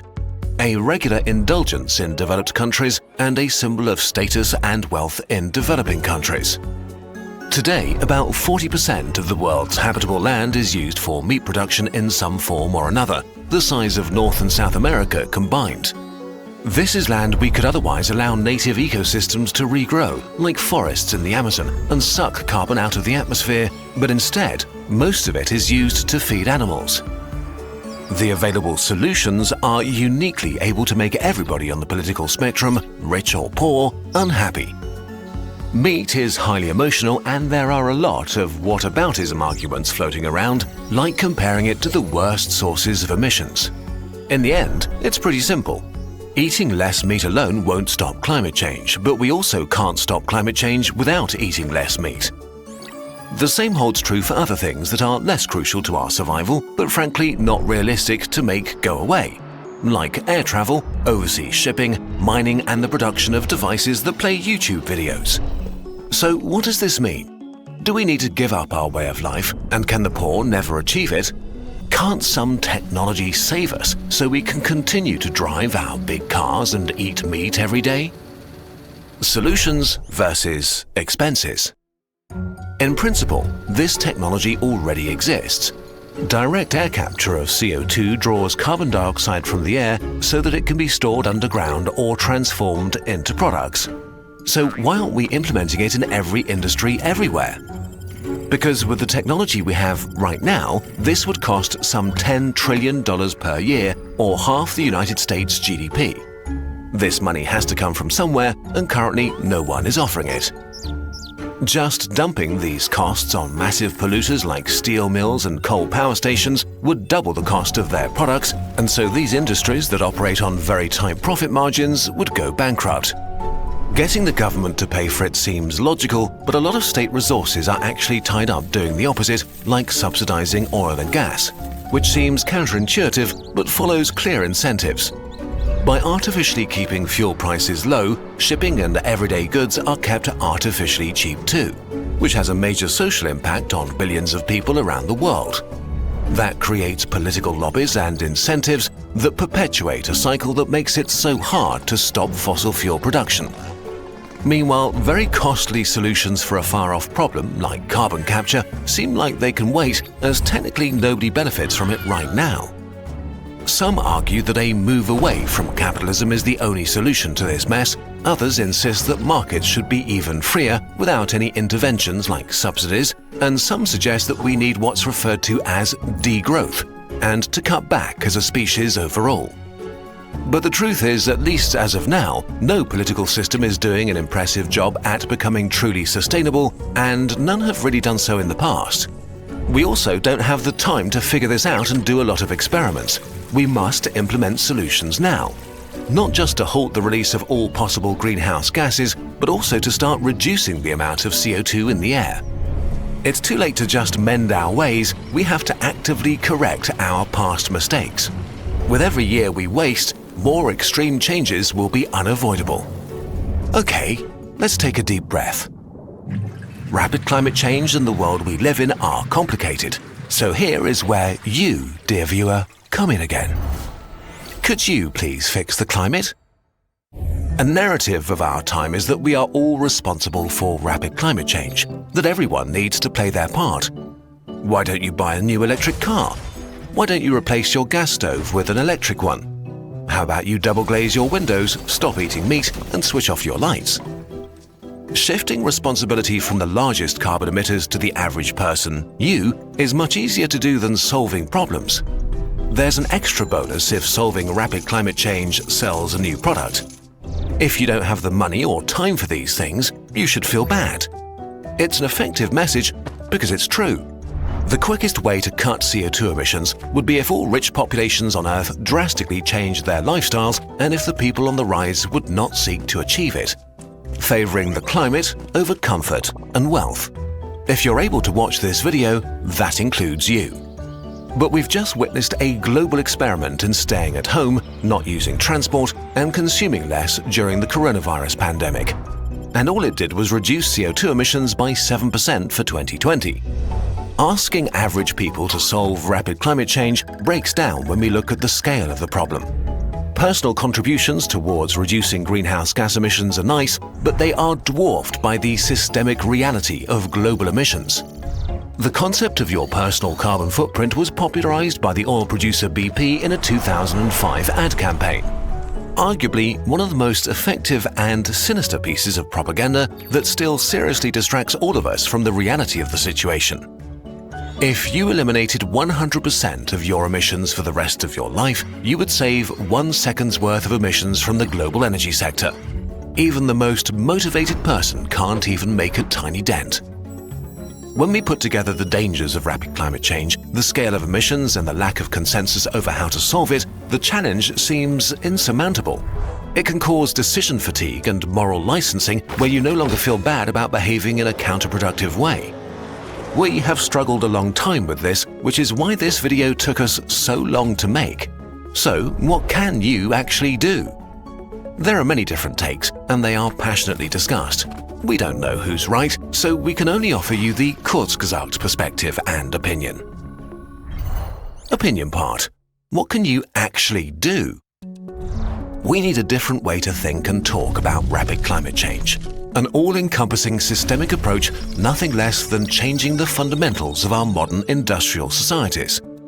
As discussed in frustrating length, the personal responsibility angle is overplayed.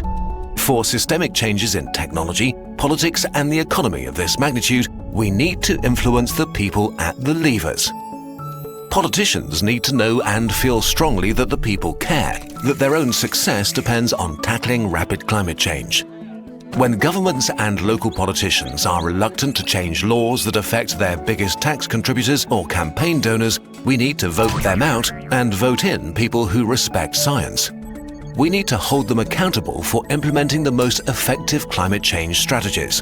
Not waste our time with things like banning plastic straws, but by moving the big levers: food, transportation, and energy, while not forgetting the smaller ones like cement or construction. When industries fight against changing their ways for fear of losses or in an honest attempt to protect their own, we need politicians to change the laws and incentivize the deployment of existing technologies and massively invest in innovation for the fields where we don't have great solutions yet. There's no reason that the profit interests of industries could not match the need to reduce carbon emissions as much as possible. And if they still don't cooperate, harsh punishments and regulation need to force or bankrupt them. It's still unrealistic that change of that scope can be forced onto a worldwide economy quickly enough, because many low-carbon technologies still need a lot of time and research, which means they're expensive. But more companies will make more efficient carbon capture systems, tasty meat alternatives, better batteries, cement alternatives, and so on if there's a clear and growing demand. And if you're affluent enough, you can do your part by investing in these things right now while they're still expensive. These are the mechanisms that will drive the prices down later on. So this is basically what you can do. Vote at the ballot, vote with your wallet. There are too many opposing interests and complicated grey zones. In the end, if we truly get the systemic change we need, everybody will be unhappy about some aspect of it. Only if we all accept that some solutions will have negative impacts for us can we have an honest conversation and make progress. Everybody will be a little unhappy, and that's okay. This is the best you can do. You can deal with the reality of the situation and promote your priorities through your behavior and your actions. And while you do so, you can eat less meat, fly less, or get an electric car. Not because you should feel guilty if you don't, or because you naively believe that you alone can stop rapid climate change, but to do your tiny, tiny part for the systemic change we need. The ocean conveyor belt and the Gulf Stream. Ocean currents have a direct influence on our lives. They determine our weather, our climate, and much more. The ocean currents and wind systems transport heat from the equator to the poles and operate like a large engine for the global climate. In the oceans, there are numerous currents. The so-called ocean conveyor belt is very important for our climate. This term describes a combination of currents that result in 4 of the 5 global oceans exchanging water with each other. They form a worldwide circulation system. The conveyor belt is also called the thermohaline circulation, with thermo referring to the temperature and haline to the salt content of the water. Both determine the density of the water. While the masses of water may be moved in part by wind, primarily the different densities of the global oceans are responsible for their movement. Warm water has a lower density and rises, while cold water sinks. The water's density also increases with a higher salt content. At the equator, the heat from the sun is especially strong, resulting in a lot of evaporation and thus a rise in the water's salt content. That is where the Gulf Stream begins. The Gulf Stream is very important for the European climate. Its length of 10,000 kilometers makes it one of the largest and fastest ocean currents on Earth, and it's very warm. At roughly 2 meters a second, it brings up to 100 million cubic meters of water per second towards Europe. A constantly blowing wind, the southeast trade wind, drives warm surface water to the northwest into the Gulf of Mexico, where it heats up to 30 degrees Celsius. The turning of the Earth and the west winds then direct the Gulf Stream towards Europe and split it up. One part flows south, another east to the Canary Current, and a third part flows north, where it releases a lot of heat into the atmosphere as the North Atlantic Current. The water becomes colder there. Its salt content and density rise on account of evaporation, and it drops down between Greenland, Norway, and Iceland. There we also find the largest waterfall on Earth, the so-called chimneys, roughly 15-kilometer wide pillars with water falling up to 4,000 meters. 17 million cubic meters of water per second, or roughly 15 times more water than is carried by all the rivers in the world. This creates a strong maelstrom which constantly pulls in new water and is the reason that the Gulf Stream moves towards Europe. Countless species use the Gulf Stream as a means of transport on their trips from the Caribbean to northern areas. But it doesn't just bring us animals. An enormous quantity of warm air also comes with it. In order to produce the same heat which it brings to the shores of Europe, we would need 1 million nuclear power plants. That's why we also call the Gulf Stream a heat pump. Without it, the temperature would be significantly colder here, at least 5 to 10 degrees. Instead of lush fields, we would have long winters and sparse ice-covered landscapes in Europe. In the last few years, scientists and pundits in the media have repeatedly expressed the fear that the Gulf Stream could come to a standstill due to climate change. because if the polar caps actually melt, the salt content in the water off Greenland would fall, as would its density. The North Atlantic current would no longer be heavy enough, and so it wouldn't sink as usual. In the worst case, that would bring the Gulf Stream, our heat pump, to a stop. Some climate experts also assume that climate change could compensate for this effect. We know that it can be normal for the climate to change by looking at the development of the Earth over the last few million years. There are ice ages and warm periods. In the last ice age, a gigantic flood of melting water crippled the heat-bringing North Atlantic current, covering the northern hemisphere in ice. Scientists have different views on the impact that climate change will have on the global ocean conveyor belt. But one thing is clear: when the climate changes, then the complex system of ocean currents and winds, which has remained fairly stable since the last ice age, will change in ways that we don't yet understand. Today, we are answering an age-old, very scientific and important question. What if the moon crashes into Earth? It's more interesting and weird than you probably think. Let's start with the basics. Why isn't the moon on its way to crash into us already? We know that Earth's gravity pulls everything towards it, including the moon, but somehow it stays up, as if suspended by some opposite force.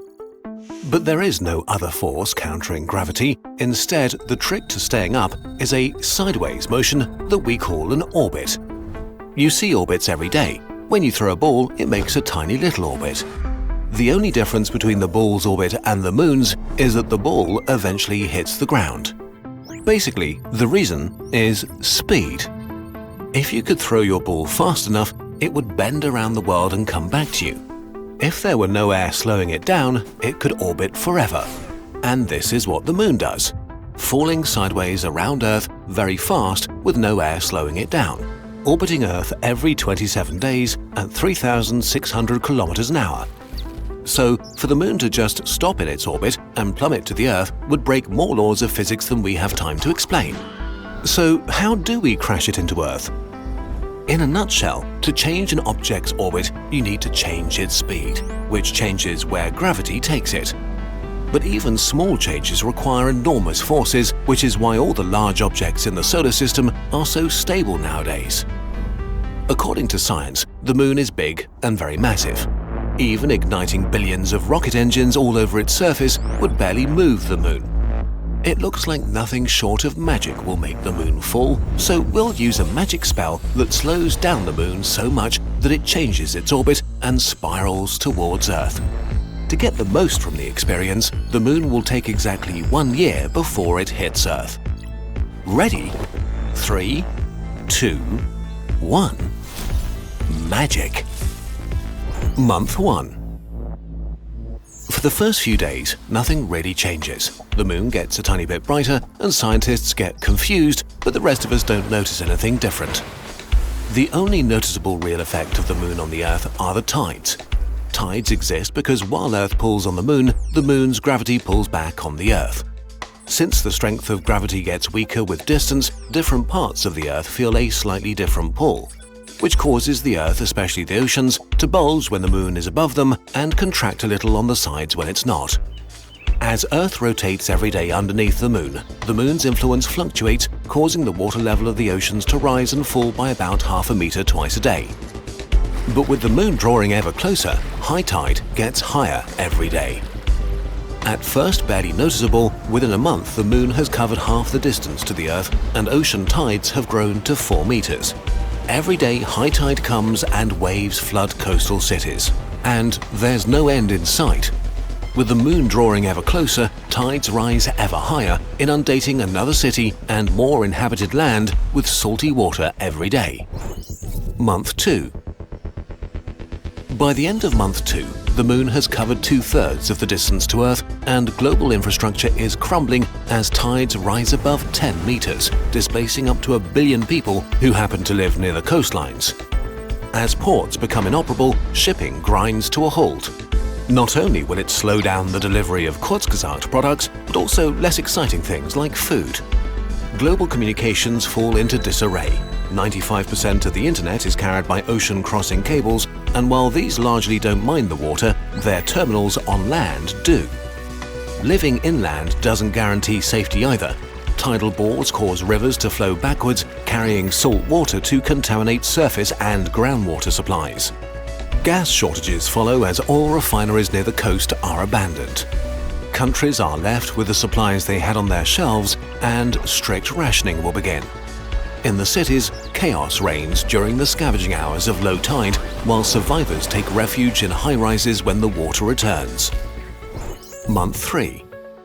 3 months in, and the Moon is close enough to disrupt communication and navigation satellites. While it's normally far too distant for its gravity to cause any major problems for our satellites, the closer it gets, the more warped their orbits become. As their fuel for orbital corrections runs out, satellites careen out of control. Months 4 and 5. On Earth, the tides are rapidly growing to about 30 meters and will be reaching 100 meters in height in a few short weeks. At low tide, the ocean recedes hundreds of kilometers, exposing the continental shelf like vast deserts, while at high tide, walls of water drown agriculture, houses, and skyscrapers. And now, almost 5 months in, the apocalypse has finished its warm-up act. Since the oceans are on average only 3 kilometers deep, the tides have reached their maximum. Up until now, the water in the oceans could flow, absorbing most of the Moon's gravitational squeezing, but now the Earth itself is really feeling the squeeze of the ever-approaching Moon. These aren't so much tides of water, but tides of rock. The squeezing of the planet, combined with the weight of quintillions of tons of water sloshing on and off the tectonic plates, creates enormous stresses below and begins to cause earthquakes of increasing magnitude and intensity. It's impossible to say how serious these earthquakes might be or where they occur, but like a child jumping on their bed until it breaks, no good can come of it. Strong tidal forces lead to volcanism on other planets and moons. On Earth, squeezing the planet disrupts the magma reservoirs inside the crust, triggering sizable, climate-altering eruptions in Chile, New Zealand, Yellowstone, and elsewhere. Meanwhile, watching patiently above is the Moon. Still no bigger in the sky than a small cloud. Within 75,000 kilometers of Earth, it is bright enough to illuminate the night sky like twilight. Months 6 and 7. After half a year, the Moon is entering the space once occupied by geosynchronous satellites, where it orbits Earth every 24 hours. It appears to float at one spot in the sky, unmoving, cycling through a full set of phases every day, but only visible to half the planet. With the Moon stationary above the Earth, the tides seem to freeze in place. Half the world flooded, half with its water seemingly returned to the sea, as if Earth is holding its breath to prepare for the worst. As the Moon sinks further, you might wonder if its gravity would overpower Earth's, pulling you up and ending your misery. Fortunately not.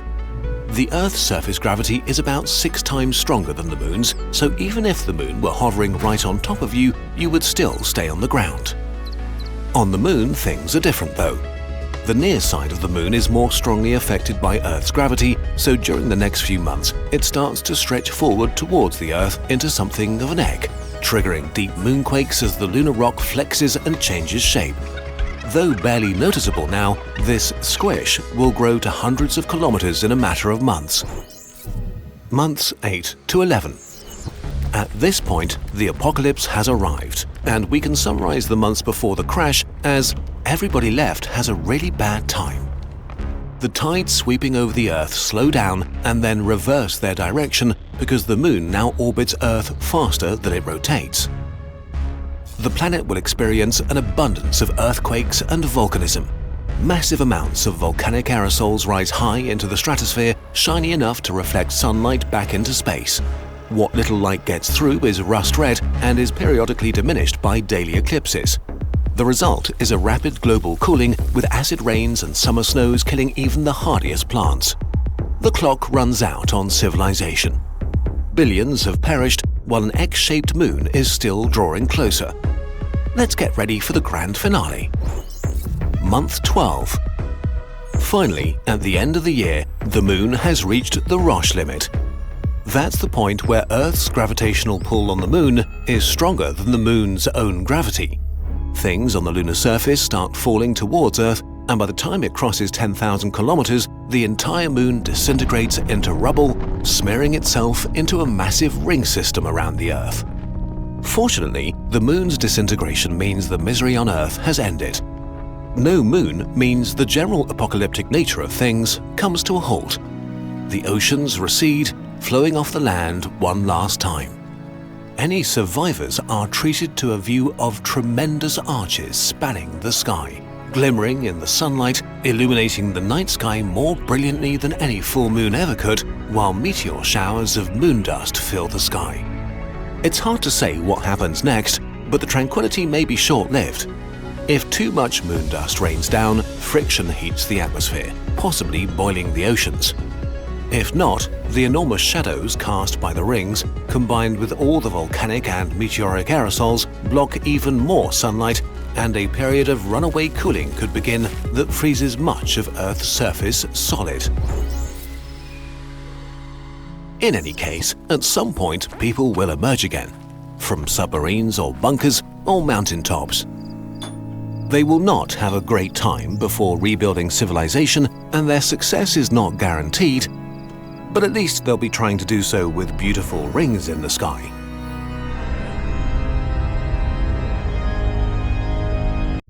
The Earth is a gigantic ball of semi-molten rock with a heart of iron as hot as the surface of the Sun. Titanic amounts of heat left over from its birth and the radioactive decay of trillions of tons of radioactive elements find no escape but up. Currents of rock spanning thousands of kilometers carry this energy to the surface. Earth's crust is the only thing in their way. It feels solid to us, but it's only a fragile barrier, an apple skin around a flaming behemoth.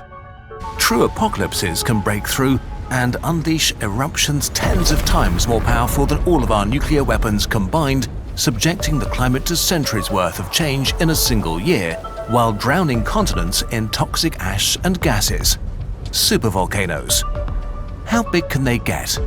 And will they put an end to humanity? Volcanoes. There are many types of volcanoes, from towering mountains to lava domes, but they have two main sources. The first is at the boundaries between tectonic plates, the pieces of the crust that cover the Earth like a giant jigsaw puzzle. There are 7 major tectonic plates and dozens of smaller ones, drifting against each other at up to 15 centimeters per year. This sounds slow, but on geological timescales, it is a titanic struggle over who gets to stay on the surface. The winning plate crumples into a new mountain range, while the loser is shoved underneath into an ocean of hot rock at 1,300 degrees Celsius, the asthenosphere. The temperature here is enough to melt rock into a liquid, but the insane pressures of all that mass keep it a superheated solid. Tectonic plates are usually in contact with water for thousands of years and absorb some of it. When they're submerged into the hot underworld, this water triggers chemical transformations that allow tiny portions to melt into magma. Liquid magma is less dense than solid rock, so it rises to the surface in furious bubbles that accumulate in sponge-like reservoirs right under the crust. If enough magma accumulates, it becomes powerful enough to pierce through the crust, which we experience as volcanoes. This happens under the winning plate, like a revenge attack by the loser before it's erased forever. The second main source of volcanoes are thought to be mantle plumes. These are columns of abnormally hot rock that rise all the way from the planet's core mantle boundary to the surface. Much less is known about them, but in a way, it's as if the Earth's mantle has weather patterns and mantle plumes are a little like hot air rising to form storm clouds. Storms hundreds of millions of years old, made of rock circulating at a rate of a few millimeters per month. They don't care about the motion of tectonic plates, so they can break the crust to create volcanoes in the middle of nowhere that stubbornly stay active as the crust shifts around them. The volcanic boom meter. Scientists love to put big booms on a scale and came up with a logarithmic scale that measures the volume ejected during an eruption. The Volcanic Explosivity Index, or VEI. Simply put, it starts really small and gets very big very quickly. A VEI-2 eruption would fill 400 full Olympic swimming pools with lava. We have around 10 of these per year.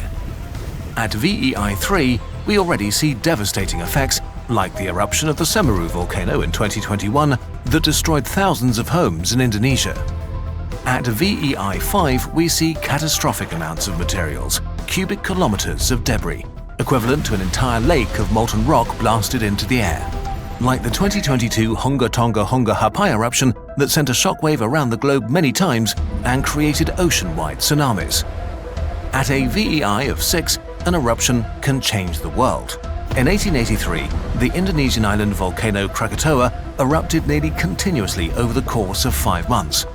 One of those eruptions blew it apart, producing the loudest sound recorded in history, 10 trillion times louder than a rocket taking off, heard halfway around the world.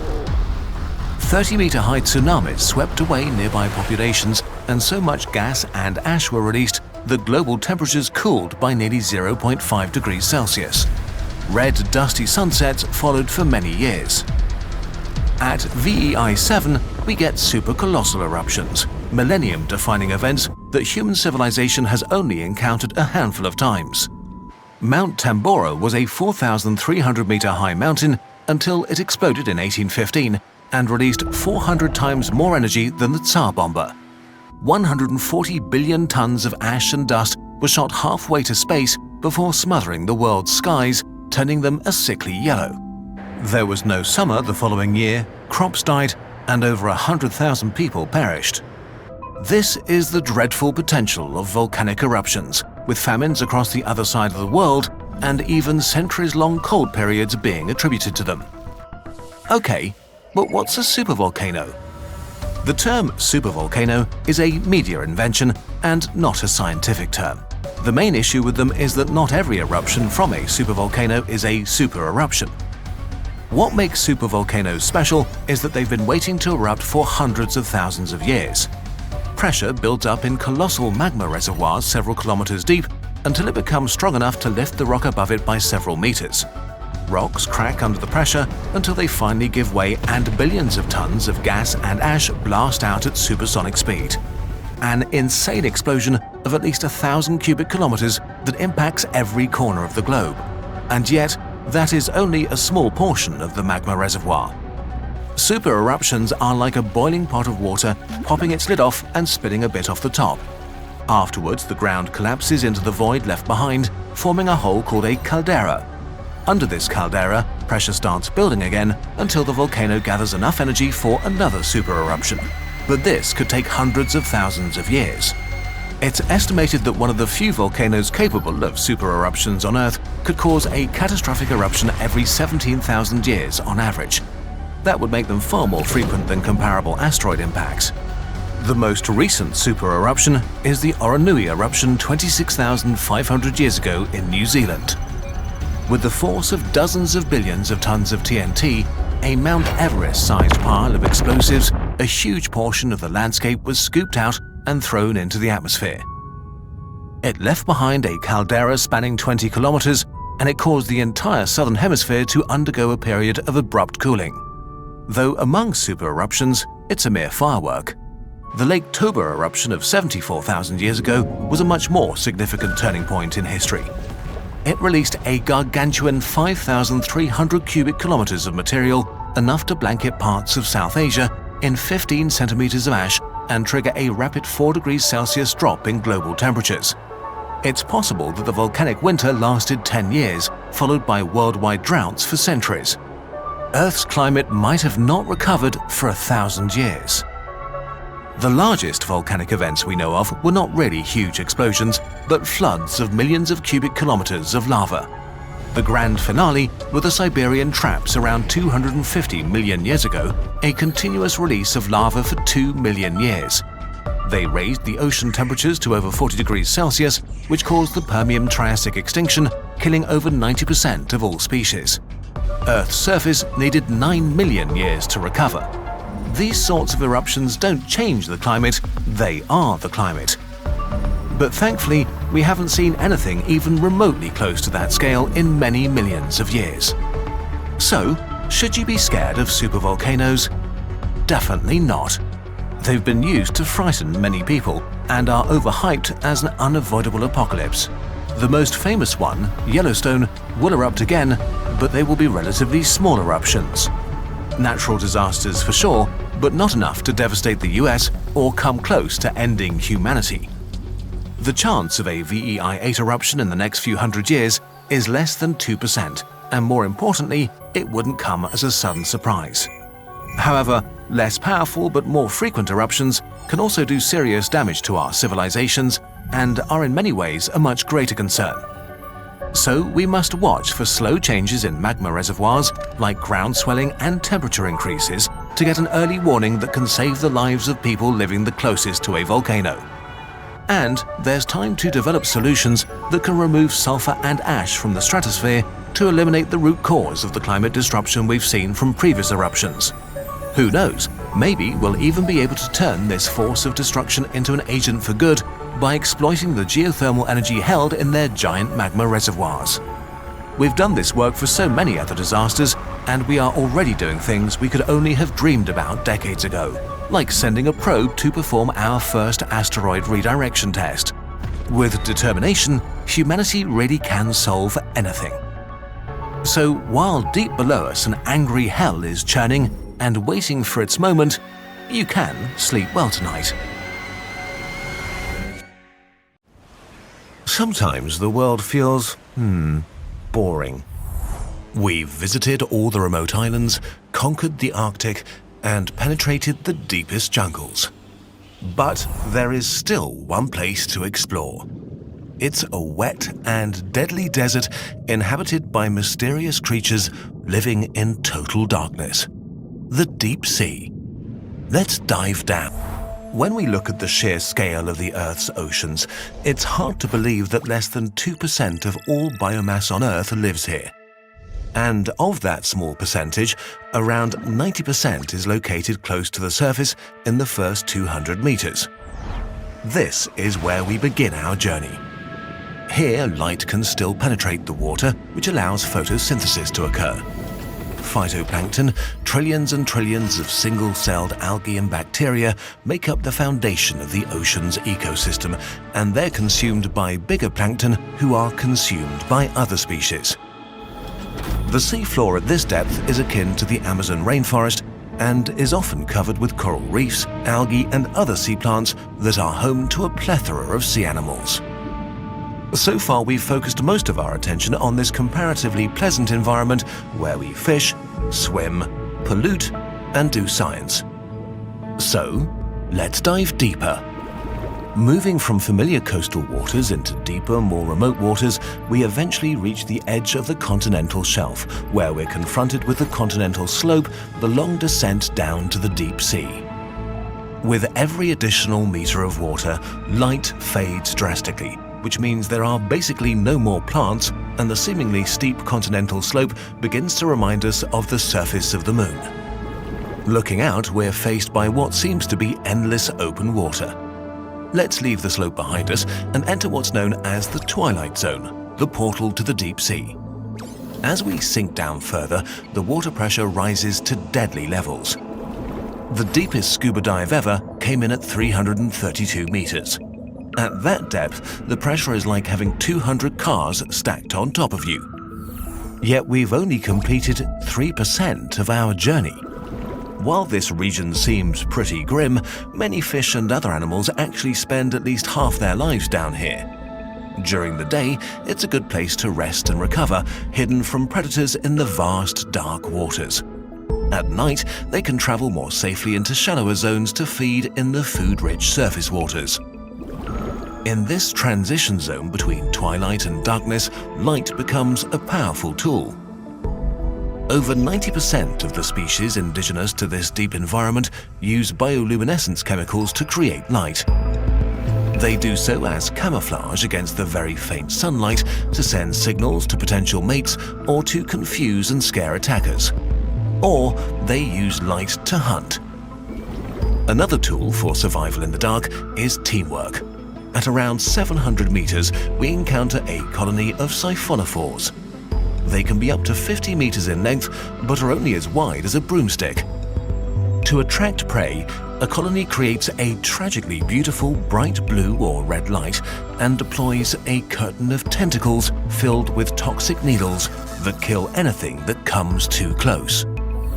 But most species living down here have to rely on an unlikely resource: marine snow. White, flaky stuff that constantly sinks from the surface to the bottom of the ocean.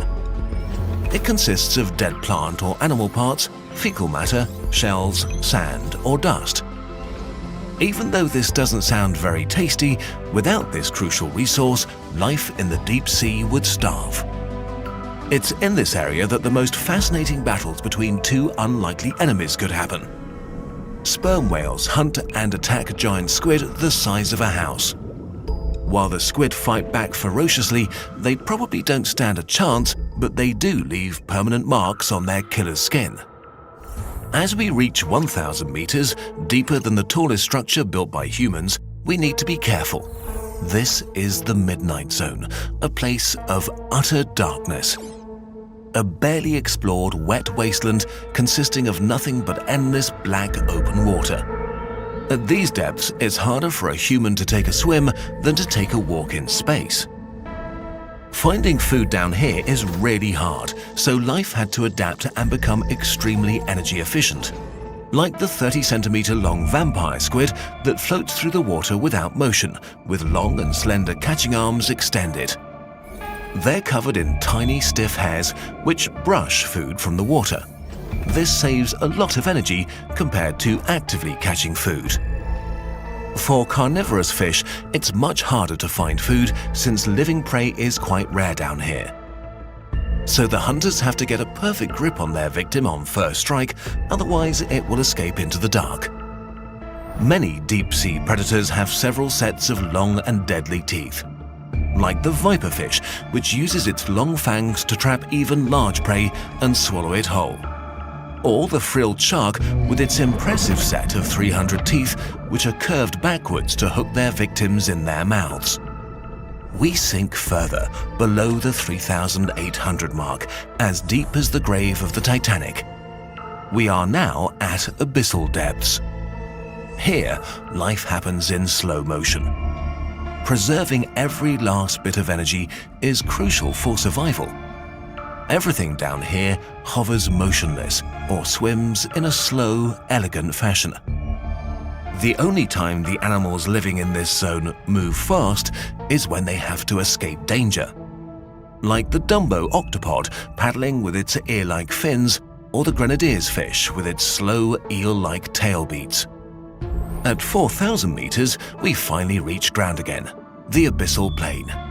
It's covered in grey mud and rocks, dusted with the remains of marine snow, which is consumed by animals like sea cucumbers, shrimp, sea urchins, and sea worms. In some regions of the seafloor, small, dark mineral deposits can be seen. These are manganese nodules. Deep-sea corals and sponges use them to anchor themselves on the bottom of the sea. Though life is sparse on the deep seafloor, even down here there are oases. In the rift valleys, where tectonic plates are splitting apart, magma heats up seawater and creates dark jets of water and minerals as hot as 400 degrees Celsius that form elaborate chimneys and towers. Extremophile bacteria use the minerals to create organic substances that are the basis for unique ecosystems. As we descend further, we reach the deepest point of the abyssal plain at 6,000 meters. For most of the seafloor, this is as deep as it gets. But if we want to get to the deepest point of the oceans, we're actually only halfway there. Let's enter the Hadal Zone, the underworld of the sea. It consists of long, narrow trenches that only make up around 0.25% of the oceans and are among the most extreme environments on Earth. Only extremophiles exist down here, like the ethereal snailfish that holds the record for the deepest living fish ever seen at around 8,000 meters. We see spiky and sharp black rocks rush by as we sink down to more than 10,000. Until we reach the final slope, a trench inside the larger Mariana Trench with gently sloping sides that enframe a valley about 1.6 kilometers wide. This is it. The deepest point, the Challenger Deep, 11,000 meters below the surface. The water pressure here is 1,086 bar. taking a swim here is like having to balance 1,800 elephants on top of you. But even here, life has found a way to thrive. Next to sea cucumbers, white and light pink amphipods wiggle their way through the water. Their size is astounding. While their shallow water cousins are merely a few centimeters long, the deep-sea version can reach up to 30 centimeters. And there are other things floating elegantly through the water. Plastic bags that were found by scientists in 2018. Even the remotest place on Earth is not safe from human influence. There's nothing left to do now, and our oxygen is running out, so we begin our ascent.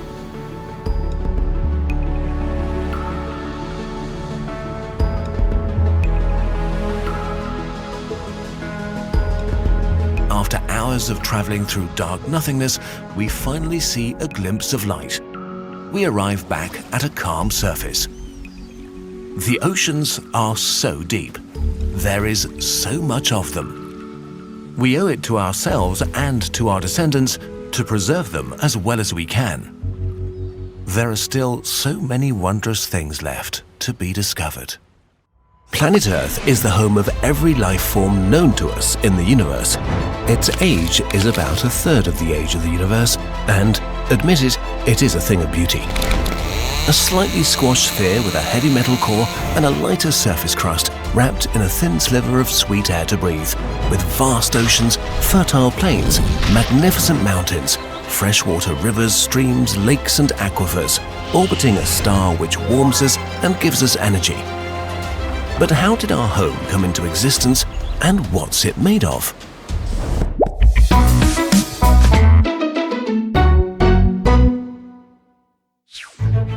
$4.6 billion years ago, Earth was created from the remnants of dead stars that collected in a giant dirty gas cloud. The gas cloud became denser in its center and formed an accretion disk. Small particles started clumping together and building larger and larger objects until they formed the objects we call planets today. This process took 10 to 20 million years and is still not very well understood. At about this time, when the solar system was young and chaotic, a giant object about as big as Mars collided with our home. The impact was violent, and if the object had been more massive, it might have destroyed Earth. Material from Earth was smashed out into orbit and formed the Moon, which is the biggest satellite in relation to its planet in the solar system. At this time, Earth was a hot hell, constantly being hit by asteroids, with seas of lava and a toxic atmosphere. But something was about to change drastically. Earth cooled down. Water from the inside of the Earth wandered to the surface and rained down on Earth, only to vaporize again and become clouds. Millions of asteroids brought more and more water to our planet. All the water on Earth has about this volume compared to Earth. Today, the surface of Earth is 71% water and 29% land. 97.5% is saline water, while only 2.5% is freshwater. The freshwater is 69% ice and snow, 30% are groundwaters, and only about 1% make up the remaining groundwaters. But even this small part is mostly frozen. Only a tiny part of our water is actually lakes and rivers, and an even tinier part is bound in living things. So, gradually the Earth cooled down and the surface formed a thin crust. But inside the Earth, hot rock continued to swirl about, moving the crust from below and breaking it apart. This process is called plate tectonics and is happening right now.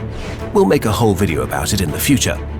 For now, let's just say that the crust of Earth consists of separate giant plates that move around. As they meet, they crumble and create mighty mountains, or violently plunge back down deeper into Earth, creating deep trenches. That's the way the highest place on Earth was formed, Mount Everest, and the deepest, the Mariana Trench. From our perspective, Earth's mountains and trenches are mighty indeed, but when you look at the Earth in cross-section, you can see how tiny they actually are. The part we stand on is the crust, which is about 50 kilometers thick, though it can vary between 5 and 70 kilometers. By the way, the deepest hole ever drilled by man is 12.262 kilometers deep. After the crust comes the mantle. It's a silicate rocky shell and about 2,900 kilometers thick. The mantle consists of the upper mantle and the lower mantle. The upper mantle has different regions too. Its upper part, which is viscous and carries the crust, is called the lithosphere. After that, there comes the asthenosphere, which consists of less mobile, mostly solid material. The lower mantle reaches deep down to the outer core of Earth. Earth's outer core is a liquid layer of iron and nickel about 2,266 kilometers thick.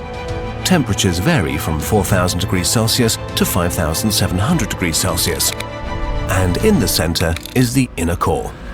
It's mostly solid, a ball made of an iron-nickel alloy, with a radius of about 1,200 kilometers, 70% the size of the Moon and about the temperature of the surface of the Sun.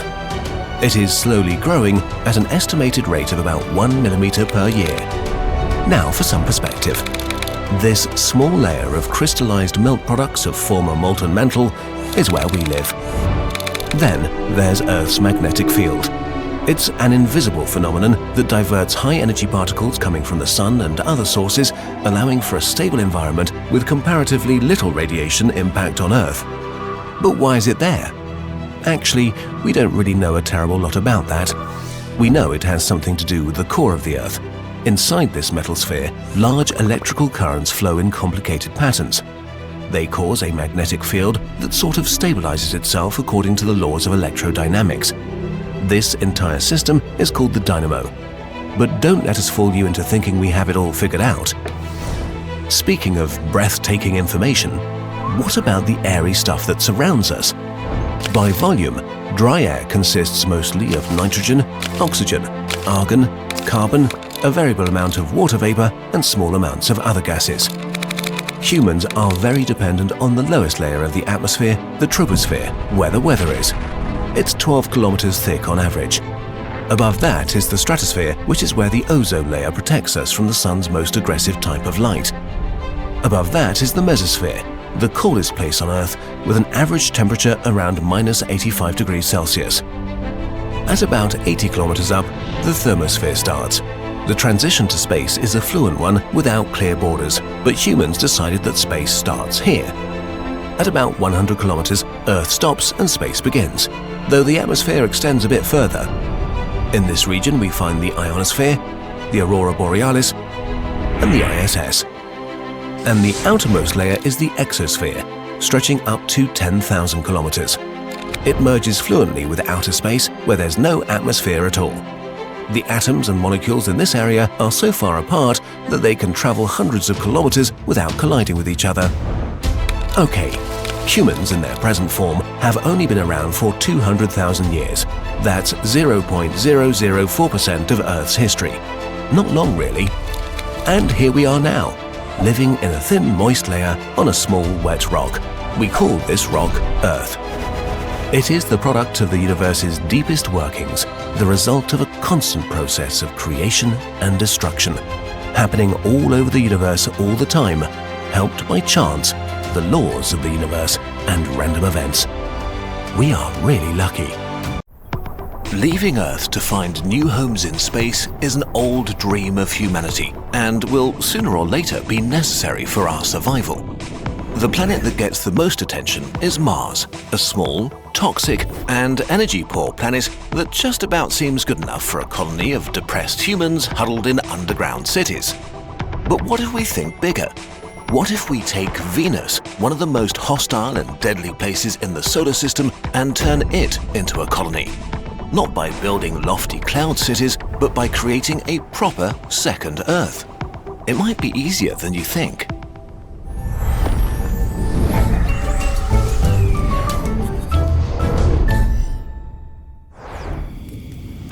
Venus is by far the hottest planet in the solar system, with a surface temperature of 460 degrees Celsius, hot enough to melt lead.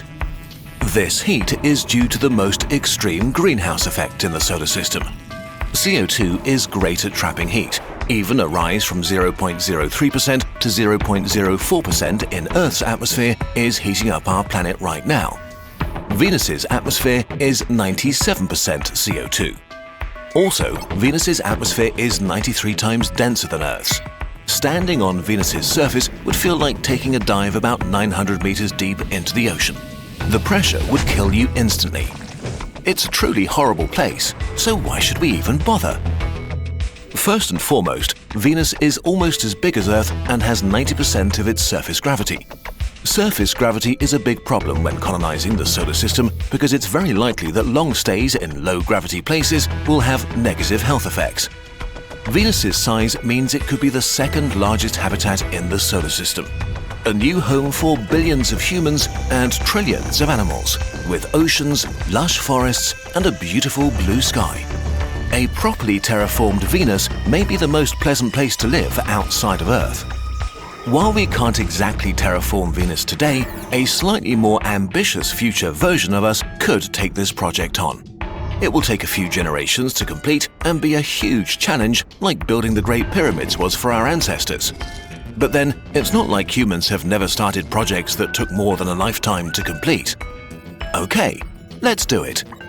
Before anything else, we need to cool Venus down and remove the gas that makes up the extremely heavy atmosphere. As mentioned, there's a lot of it, around 465 million billion tons. How do we do that? There are a few options. We could create giant solar collectors powering a huge array of laser beams that heat up the atmosphere so much that it's blasted into space. Although we would need thousands of times the entire power generating capacity of humanity, and it would still take thousands of years to remove the atmosphere. Another way is to sequester the atmosphere, binding the CO2 in different compounds through chemical reactions. We could mine elements like calcium or magnesium on Mercury and shoot them at Venus via mass driver systems, electric rails that make rockets unnecessary on smaller planets. The metals would combine to bind the CO2 into different carbonates basically forever. But the scale makes the whole thing impractical. We would need several 100 billion tons of material to sequester the CO2 this way. Seems like a waste of material and might take too long. An equally ridiculous idea that could actually work is to put Venus in the shade, literally, by constructing a huge mirror to blot out the sun to just freeze the atmosphere. The mirror doesn't need to be complex or massive, just a very thin foil with a little structural support. Building such a large flat surface so close to the sun will turn it effectively into a solar sail and push it out of position. So instead of one giant circular object, our mirror will consist of many different pieces. Annular slats of angled mirrors can reflect sunlight from one set of mirrors to the next. Mirrors would be angled, reflecting light from one to another until the light is redirected to the back, balancing the force on the front and holding them in position. After a few years of getting the infrastructure in place, things start slowly and then escalate. For the first few decades, the atmosphere slowly cools down but stays dense and deadly, until after some 60 years, it reaches the critical temperature of 31 degrees Celsius. Suddenly, the Great Flood begins on Venus as CO2 turns to liquid at this pressure and begins to rain down. A constant global rainstorm of unbelievable proportions lasting 30 years. The pressure and temperature suddenly begin to drop in unison. For almost a century, puddles turn into lakes and oceans. The surface temperature is now minus 56 degrees Celsius and the pressure has dropped to only 7 times the pressure on Earth. Finally, at a really unpleasant minus 81 degrees Celsius, the CO2 oceans begin to freeze and the rain turns into snow. This leaves us with a frozen Venus covered in oceans as hard as rock and gigantic CO2 glaciers. What remains of the atmosphere is mostly nitrogen at about 3 times Earth's surface pressure. If you don't mind freezing and suffocating, you can now take a stroll over Venus's surface. But the frozen CO2 remains a bit of a problem. At some point, we want to warm up the planet, but if we do, the CO2 ice will melt and fill up the atmosphere again. So we need some way to keep it from doing that. One is to simply cover it all with cheap plastic insulation and cover it up with ground-up Venus rock or water oceans. Although some planetary scientists will be very stressed out about us building a new planet containing a potential time bomb like that. A few unfortunately timed volcanoes could melt a lot of CO2 at once and ruin everything. Another obvious solution is to shoot it all out into space and collect it into a small moon for storage and future use. We can make this more efficient by using mass drivers instead of rockets, but moving all that mass will still be a pretty intense challenge that will take some time to solve. Whatever we end up doing with the atmosphere, to move forward we need water, which we could get from ice moons. Europa, a moon of Jupiter, has twice as much water as Earth's oceans. Now, catching a moon and transporting it through the solar system is not exactly easy. So instead, it might be easier to cut chunks of ice off Europa with an army of construction drones and shoot them at Venus using more of those mass drivers. Space tethers could save us a lot of effort and energy here. We made a whole video explaining how they work, but in a nutshell, they are slings that can take a payload on both ends. On Europa, they do most of the work needed to catapult our ice to Venus. The ice hits the Venus tethers, which gently drop it into the atmosphere, where it falls down as snow. In exchange, the Venus tethers get to catch CO2 ice shot up from below and accelerate it into orbit. We can remove excess nitrogen using this same method to further lower our atmospheric pressure. After a few decades or centuries, Venus would be covered by a nice, shallow, frozen ocean a few hundred meters deep. It would look extremely different from today. A few continents and countless islands have formed. This is beginning to look a bit like our planet. Now the last and most magnificent phase of terraforming begins, making the atmosphere breathable and adding life. First, we need light though, and we need to heat the planet up again. A Venus day is 2,802 hours long, more than 116 Earth days. So if we just remove our giant mirror, we would grill half of our planet. Even without the massive atmosphere, temperatures would reach unbearable levels. The simplest way to create a day-night cycle and let some energy in again is with another set of mirrors to illuminate our continents and melt our water oceans, which would let us completely control how much energy we get and where it goes. The atmosphere is now mostly made up of nitrogen and basically devoid of oxygen. So the first inhabitants will likely be trillions and trillions of cyanobacteria, which can get photosynthesizing and release oxygen. We know that they can quickly turn around the atmosphere of a planet because billions of years ago they were probably responsible for turning the toxic atmosphere of our young Earth into an atmosphere with enough oxygen for more complex animal life. But not only that, cyanobacteria can fix nitrogen from the atmosphere and turn it into nutrients that can be used by living beings. This way, they will essentially fertilize our dead ocean water and prepare it for more complex organisms. On land, our colonists need to grind down some of the former Venusian surface to make soil for nitrogen-fixing plants to grow on. Eventually, billions of trees would spread, creating large forests covering massive parts of the continents. Venus would turn green. To speed things up, CO2 would be strategically released to supply the plants and cyanobacteria. Areas already covered with plants could get extra daylight from our orbital mirrors, so the plants would be active for most of each day. Maybe we won't have to do this with the same plants and animals we know today. As genetic engineering matures and our understanding of genetics and the machinery of life expands, we might just engineer life as we need it. All in all, it would take several thousand years to make the atmosphere breathable by humans. In the meantime, you could stroll around with nothing more than regular clothes and an oxygen mask. Settlers would enjoy a vast new planet filled with resources and bathed in sunlight. They might think of new ways to use the vast amounts of carbon dioxide ice and nitrogen orbiting in space above. Industrial processes, rocket fuel, or even boosting the terraforming of another planet like tiny Mars. Venus is fully terraformed. Animals roam through vast ecosystems. Cities are being constructed. Billions of settlers and their descendants make this world their home.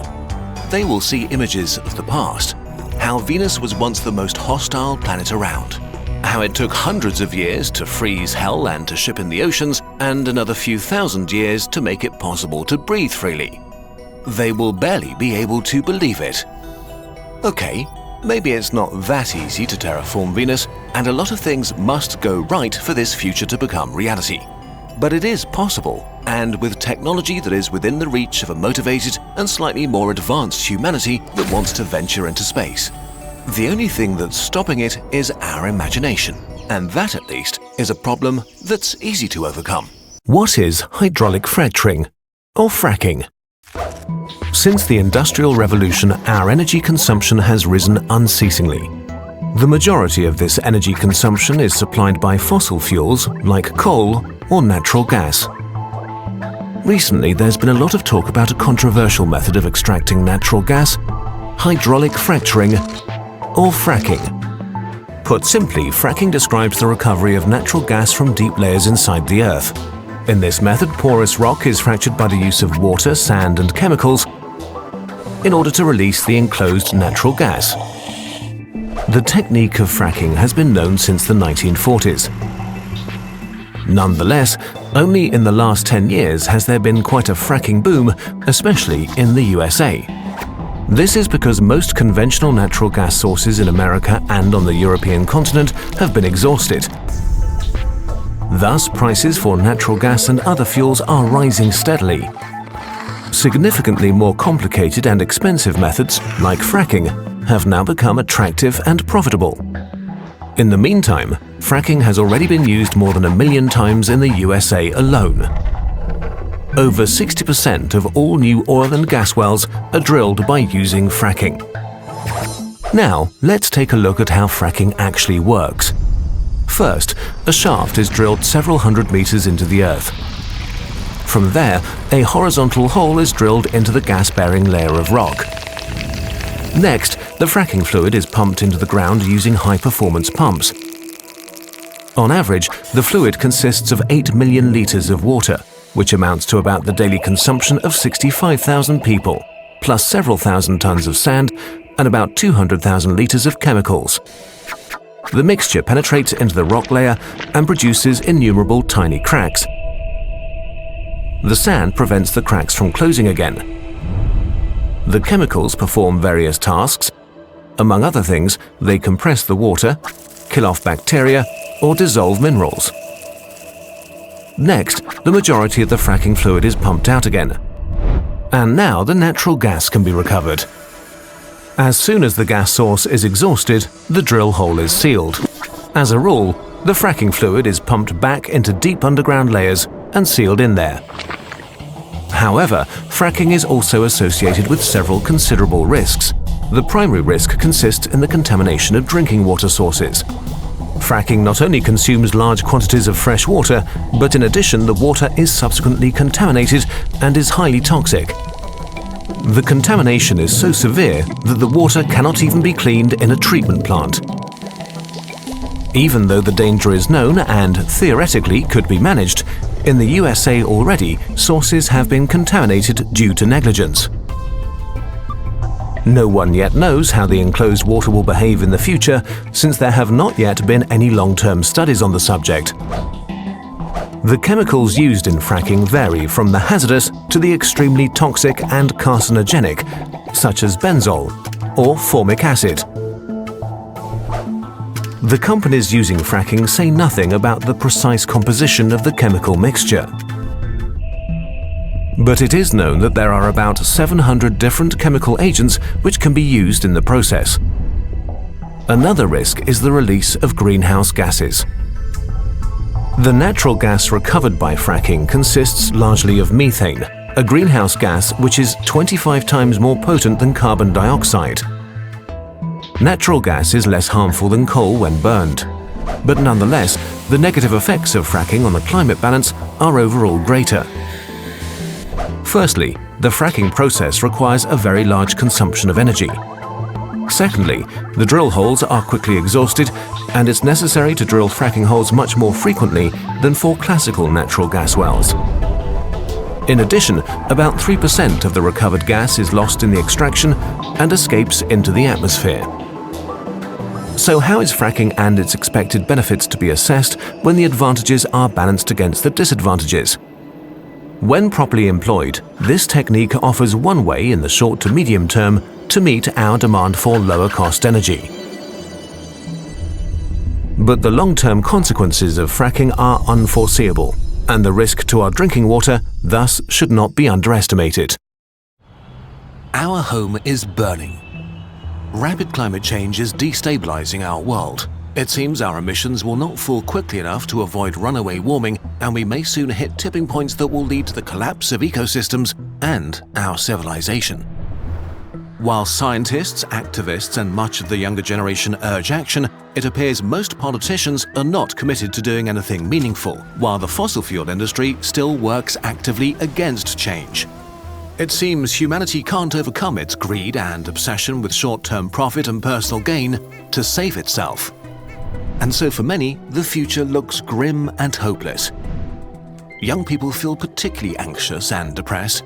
Instead of looking ahead to a lifetime of opportunity, they wonder if they will even have a future or if they should bring kids into this world. It's an age of doom and hopelessness, and giving up seems the only sensible thing to do. But that's not true. You are not doomed. Humanity is not doomed. Despite the seriousness of the situation, for years positive trends have accumulated, and there is finally some good news and a clear path towards our collective climate goals. Welcome to our TED Talk. Please watch this video to the end. Check out our detailed sources afterwards to learn more. Okay, let's start with the scariest things. Cancelling the apocalypse. Some of the most widely shared stories about climate change are that it is an existential threat, the end of human civilization, and maybe even our own extinction event, and that it's basically unavoidable now. But what does science actually say? As of 2022, the global average temperature has risen 1.2 degrees Celsius compared to pre-industrial times. Limiting warming to 1.5 degrees was the most ambitious goal of the Paris Agreement, but we are not likely to meet it. Already with the warming we have today, hot places will get hotter, wet places wetter, and the risk and strength of extreme weather events increase significantly. Warming beyond 2 degrees makes all of these extremes more extreme. Extreme weather events more common, with more ecosystems under major pressure. Some will not survive. At 3 degrees, significant parts of Earth, especially in developing countries, might become unable to feed their populations. Heat waves will become a major global issue. Large-scale natural systems will break down. The scale and frequency of hurricanes, fires, and droughts will further increase and cause trillions in damage. Poor regions and subsistence farmers will be hit the hardest. Hundreds of millions of people will need to leave their homes. In the 4 to 8 degree range, the apocalypse begins. The hothouse Earth, where things change so quickly that it may become unable to support our large human population and billions may perish, leaving the rest on a hostile alien planet. A decade ago, for lack of action and perspective, many scientists assumed a 4+ degree world was our future, and a lot of public communication focused on exactly this future path. Luckily, it's much less likely that this version of the apocalypse will come to pass.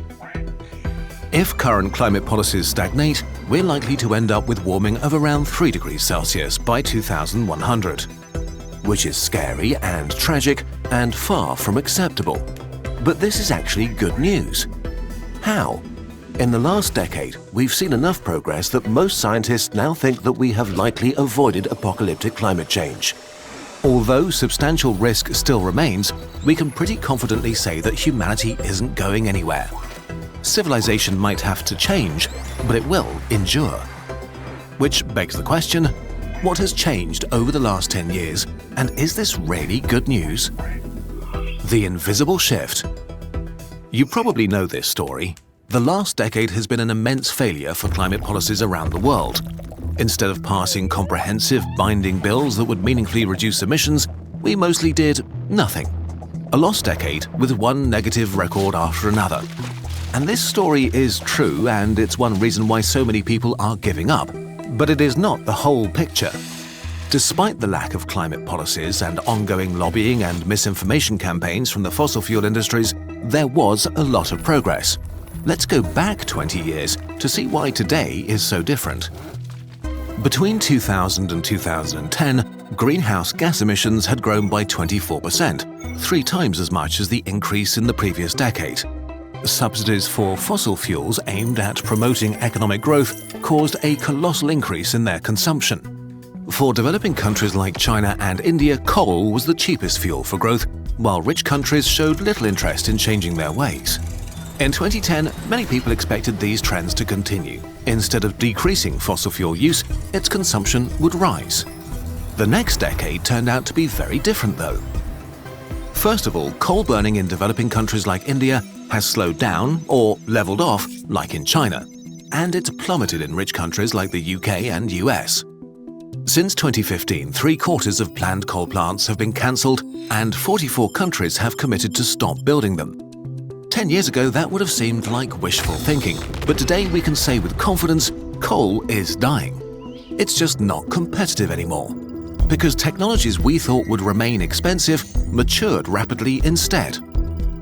Renewable electricity has shown explosive progress. In a mere decade, wind energy got 3 times cheaper. Solar electricity is now 10 times cheaper. Cheaper than coal or any other fossil fuel burning power plant, despite the massive subsidies and global infrastructure propping up fossil fuels. 25 times more solar and nearly 5 times more wind electricity is produced today compared with 10 years ago, which is of course not nearly enough. One of the biggest obstacles is the variability of their power output. Renewables need a lot of energy storage to be a reliable power source, like expensive batteries. Amazingly, battery prices have decreased by 97% in the past 30 years, 60% in the last decade alone, which will serve all kinds of green technology like electric cars. You might say, well, that's great, but didn't Kurzgesagt's last climate video say that while wind and solar are nice, we need nothing less than a fundamental transition of our global industrial system? Yes, but luckily the shift goes beyond just the energy sector. Throughout the economy, people are working on improving current technology to lower emissions. We're rapidly replacing old incandescent light bulbs with LEDs that are 10 times more efficient. In 2020, about 7 out of 10 new cars in Norway were electric or hybrid. In 2021, it was already 8 out of 10. And the list goes on, from electric heating and better insulation to ships traveling at half speed to save fuel. Wherever you look, you find scientists, engineers, and entrepreneurs trying to solve some aspect of climate change. Enormous amounts of human ingenuity are being brought to bear on this problem, with more and more people deciding to prioritize preventing rapid climate change. Solutions for low-carbon production of cement, electronics, and steel, and innovations like artificial meat and carbon capture are in the works. The more of these technologies we deploy, the cheaper new and better technology gets. The cheaper they get, the more people use them, and so on. We can see the impact already. The domestic CO2 output of rich countries is falling without a major recession. Since the year 2000, the EU as a whole shows a 21% decrease, Italy 28%, the UK 35%, Denmark 43%. But the best news may be that emissions are no longer necessarily coupled with the economic growth. In the past, this was an inconvenient truth. To get richer, you had to emit more, which led to fierce arguments between developing and developed countries about the fairness of reducing emissions while their populations were still poor. But in the last decade, we've seen that it is possible to increase prosperity without increasing emissions. Emissions in the Czech Republic dropped 13%, while their GDP grew by 27%. France reduced their CO2 emissions by 14%, while increasing GDP by 15%. Romania saw an 8% decrease and 35% growth. And even the largest economy on Earth, the USA, decreased emissions by 4% while growing their GDP by 26%. Some of you may call this a numbers trick, that rich countries are just exporting emissions to poorer nations by moving the dirty parts of their economies like manufacturing. But even when we account for all of our imported goods, the numbers still look positive. It's no longer a matter of having to choose between prosperity and the climate, as it seemed to be a decade ago. Developing countries will profit from that because as rich countries pay for the expensive development of green technologies, they can adopt them more cheaply. They can skip most of the high emission phase that today's rich countries went through. We are at the point where not decarbonizing is a bad business decision. And we haven't even really talked about solutions like carbon capture. In 2000, it didn't really exist. In 2022, that technology does exist and costs around $600 to remove 1 ton of CO2 from the atmosphere. As investment pours in and the technology matures and begins to scale, it's likely that these costs will plummet over the next few decades. So everything's fine then? Well, let's not get carried away. All of these processes are great, but not nearly fast enough. We're still doing way too little, and technology will not magically solve everything. We need to use fewer resources and use them longer, design consumer goods that are repairable and durable, and decrease our energy requirements. We need much better infrastructure, agriculture, and cities.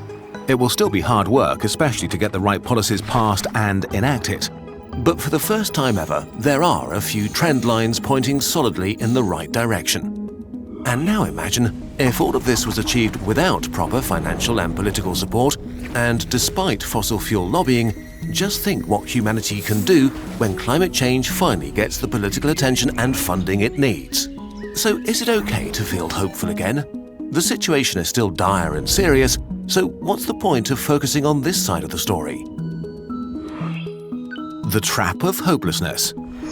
Climate change can feel overwhelming and make your future seem bleak. The sadness and hopelessness that many people feel is real and very destructive because it causes apathy. Apathy that is only serving the fossil fuel industry that is still delaying change however it can. In a sense, they have weaponized hopelessness. We are now in Phase 4 in the public debate about rapid climate change action. Phase 1 was, climate change is not real. Phase 2 was, climate change is real, but not caused by humans. Phase 3 was, climate change may be caused by humans, but it's not that bad. Phase 4 is, climate change is no longer avoidable. We are doomed, and it doesn't matter what we do. If we want the world to change, we first need to believe that change is possible, and we have an abundance of evidence that it is. Changes to our industrial system are gaining momentum, technology gets better and cheaper, climate change has become a key issue in most free elections. As more and more younger people move into influential positions, they prioritize climate change and work on new solutions. In 2022, most governments not only acknowledge it, but set their own net zero goals in democratic and autocratic countries. The results of years of fighting a steep uphill battle are now clearly visible. The pressure needs to keep increasing to make sure that the promises made today are actually kept. Climate doomerism is the equivalent of giving up, even though you can still prevent not just the worst case, but also mitigate most of the bad things, make changes in time to adapt better, and prevent the poorest from suffering. That is why hopelessness and apathy are so dangerous. If the last, in many ways wasted decade has shown anything, then it's that progress is being made, and that dire scenarios are just predictions, not our sealed fate. As of 2022, based on current global policies, we will end up in a 3 degrees world. Now it's our job to yet again prove the predictions wrong, despite how serious and urgent things are. To turn that 3 degrees into a 2 degrees and then see where we can go from there. For that, we need hope. And we hope we gave you that today, at least a little. That you feel that things are serious, but also that you have a future. That you can have kids without dooming them or the world. That taking action today is worth it. And that despite powerful industries doing everything to delay it, society is changing. If you need a more concrete roadmap of what you can do personally, we're working on a follow-up video to talk about that in greater detail. Doomerism, inactivity, and weaponized hopelessness are the only trump cards left for the powers that don't want change. Don't let them win. In the 1970s, thousands of chicken heads rained from the sky in Europe, making foxes and other wildlife confused and very happy. Why? They were filled with a vaccine to fight the deadliest virus known to humanity. Since the 1930s, a rabies epidemic had been sweeping across wildlife populations in Europe, and humans wanted to finally get rid of the virus once and for all. Rabies is named after Lyssa, the ancient Greek spirit of mad rage, and has been haunting us for at least 4,000 years. It can turn animals into angry beasts and humans into zombies that fear water. But what makes Lyssa fascinating is not just how bizarre and deadly its infection is, but also how incredibly good it is at avoiding our defenses. Viruses exist on the edge between life and death, hardly more than a few genetic instructions that need living cells to multiply. The Lyssa virus is simple even for a virus. It has only 5 genes, that is, the instructions for 5 proteins that let it solve complex problems: infect a mammal, avoid its immune system, travel to its brain, make more of itself, and infect new hosts. Let's see what happens if you get infected. It all starts with a bite, most likely by a dog carrying millions of viruses in its saliva, pushing them deep into the tissue. The goal is your nerve cells, your neurons. They are living electrochemical wires transferring signals throughout your body and can stretch for up to 1.5 meters with their cellular machinery on one end and a terminal on the other. The terminal is where cells talk to each other by passing chemicals that convey information. Lissa probably binds to the receptors that are crucial for this process and slips inside the unsuspecting nerve cells. Inside, the virus has to solve a big problem. It needs to get to the cellular machinery to take over the cell and make more viruses, and because neurons are pretty long, this can be far away. There is a solution at hand though. Cells have microtubules spanning their insides that give them structural integrity, but they also provide a track system for a specialized delivery system. Dynein motors are actual motors that use energy and deliver packages. They're made from 50 different proteins, 10 times more than the virus, and look like a little pair of shoes. Lissa uses one of its 5 proteins to hijack this amazing system and order it to head for the nucleus. What's the immune system doing to prevent all of that? Well, unfortunately, not much. Usually when a virus attacks, your civilian cells are crucial in activating your immune response. They notice that they've been infected and release hundreds of thousands of a special family of proteins, the interferons that, well, interfere with viruses. We'll have to simplify a lot, but in a nutshell, interferons alert your immune system to make antivirus weapons. But they do much more. They tell civilian cells to turn down their protein factories for a while, which means that viruses can't replicate efficiently anymore. And interferons tell your cells to become super transparent, which is important because how can your immune cells notice that your civilian cells are infected when viruses hide inside them? Your body solves this by creating display windows into their insides called MHC class I molecules. Cells constantly produce stuff to stay alive, and to showcase to your immune cells what's going on inside them, they take random samples of their products and put them into these tiny display windows to give a peek inside. Interferons tell your cells to make way more display windows and become super transparent. If a cell is infected and forced to make virus parts, your immune cells will see these parts in a window and order the infected cell to kill itself and all the viruses trapped within. This is one of the most powerful methods of wiping out a viral infection. Unfortunately, Lissa blocks your neurons from making interferons and stays basically invisible to your immune system. In contrast to many other viruses, when it replicates, it doesn't kill its host, which would also trigger alarm systems. Instead, it stealthily jumps from neuron to neuron, very slowly making its way to your brain. This phase can take weeks to months and very rarely even years, and depends on a bunch of things, like if the bite was in your face or foot, or how many viruses got into your muscles. Lissa is a patient monster, until it reaches its goal, your brainstem. Finally, the immune system catches on that something isn't right and reacts.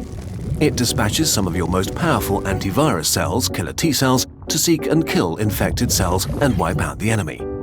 In other viral infections, this would be a turning point, but in rabies, the T cells are rushing towards their doom. Simple Lissa, with its 5 proteins, plays a reverse card, using the immune system's ingenuity against itself. Your central nervous system is a very fragile part of your body, and so the immune system has to be very careful. A few haywire immune cells in your brain is a quick way to die. So they aren't free to enter your nervous system, they have to be invited in and can be kicked out. To protect themselves, your nerve cells can order T cells to self-destruct if they think they're overreacting. And Lissa figured out a way to make infected neurons express this order. So as your powerful defense cells arrive, they are ordered to commit suicide.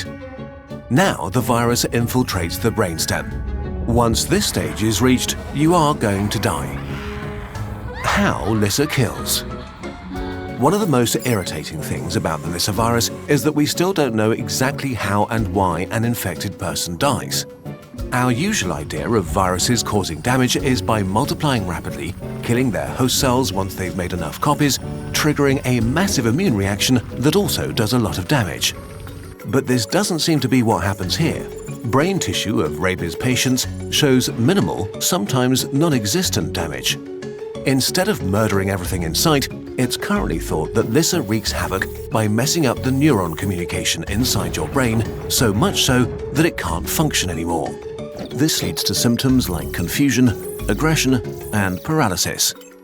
Now the virus begins to leave. Still traveling through neurons, it migrates away from the brain and heads for the salivary glands. This is remarkable because after traveling in one direction, the virus reverses its course. After decades of study, we don't know how this works. Lyssa ends up saturating your saliva, ready for the irate mammal to bite another and repeat the cycle. While this seems like the beginning of a zombie outbreak, luckily there are no known cases of a human biting another and spreading rabies this way. Now, the end is near. You are rapidly developing encephalitis, a swelling of the brain with many unpleasant neurological symptoms from lethargy to paralysis. Slowly at first, and then suddenly, organ after organ fails as you slip into a coma. There is no known effective therapy. Barely anyone has ever survived Lyssa once symptoms begin to show. It is by far the deadliest virus we know. Except, there is actually something that could save you: a vaccine. Rabies was one of the first diseases humans developed a vaccine for. As vaccines do, it prepares your immune system for a future attack so it has the right weapons ready in high numbers. The horrific tricks of simple Lyssa don't work once you are vaccinated. And the vaccine is special for another reason. Because Lyssa is so slow in the first few weeks, it can be given to you after you've been exposed. So you can still be vaccinated after you've been bitten by an animal. Which is super important if you've had contact with a sick wild animal, say a bat, because you often don't even notice a bite from tiny teeth. Rabies is a monster, one that has followed our species around for thousands of years, that our ancestors were terrified of, and rightly so.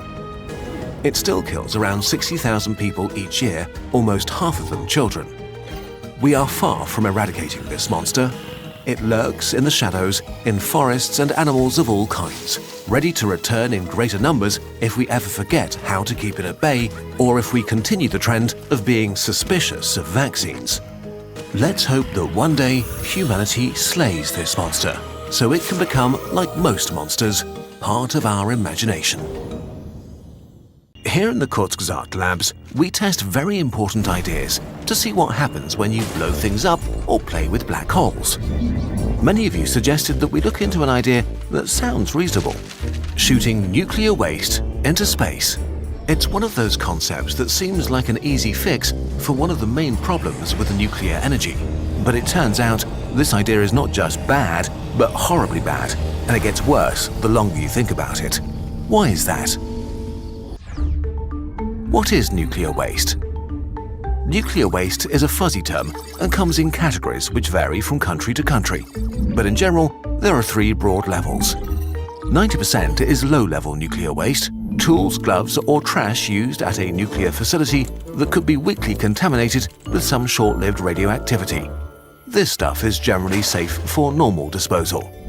7% is intermediate-level nuclear waste, mostly materials that have been in close proximity to a reactor core long enough to become dangerously radioactive. With proper handling, it's either safely buried or melted down and mixed into glass or concrete and stored deep underground. So 97% of nuclear waste is similar to toxic byproducts from other industries. Not great, not terrible. We can handle it. The remaining 3% is where our problems begin. High-level nuclear waste is very concentrated spent fuel taken out of a reactor core. Formerly uranium, it's now made of various dangerous and often highly radioactive elements. As a bonus, it's also incredibly hot and not easy to handle at all. This is what we want to shoot into space. All in all, around 440 active nuclear reactors create about 11,000 tons of high-level nuclear waste each year. Since 1954, we've accumulated 400,000 tons of dangerous radioactive waste. Most countries are dealing with it by not dealing with it and kicking the can towards the future. Great, so let's launch it into space. According to scientists, space is big, and nobody lives there, so it seems perfect for yeeting away this mess. There are a few tiny problems though. Problem 1. Stuff ain't cheap. Even though spaceflight is getting more affordable, it's still extremely expensive. Just to get something into low Earth orbit costs on average about $4,000 per kilogram. Putting that into perspective, it costs about $1,600 to mine, separate and fabricate 1 kilogram of nuclear fuel, so launching waste into space has suddenly made nuclear fuel for reactors way more expensive and greatly increased the cost of the electricity they produce. To launch 1 reactor's worth of nuclear waste would cost at least $100 million per year. To deal with all the 440 operational nuclear power plants' high-level nuclear waste would cost some $44 billion per year for space launch before packaging, transport and security costs are added. Okay, let's pretend we don't care. Currently, we couldn't shoot all the nuclear waste into space even if we wanted to. There just aren't enough rockets. In 2021, we saw a record 135 launches into space. If we repurposed each of those rockets and filled them all with nuclear waste, the total amount that could be lifted into a low Earth orbit, which is the closest orbit above the atmosphere, is nearly 800 tons. We'd need at least 14 times more rockets to handle just today's nuclear waste, let alone get rid of the hundreds of thousands of tons in temporary storage.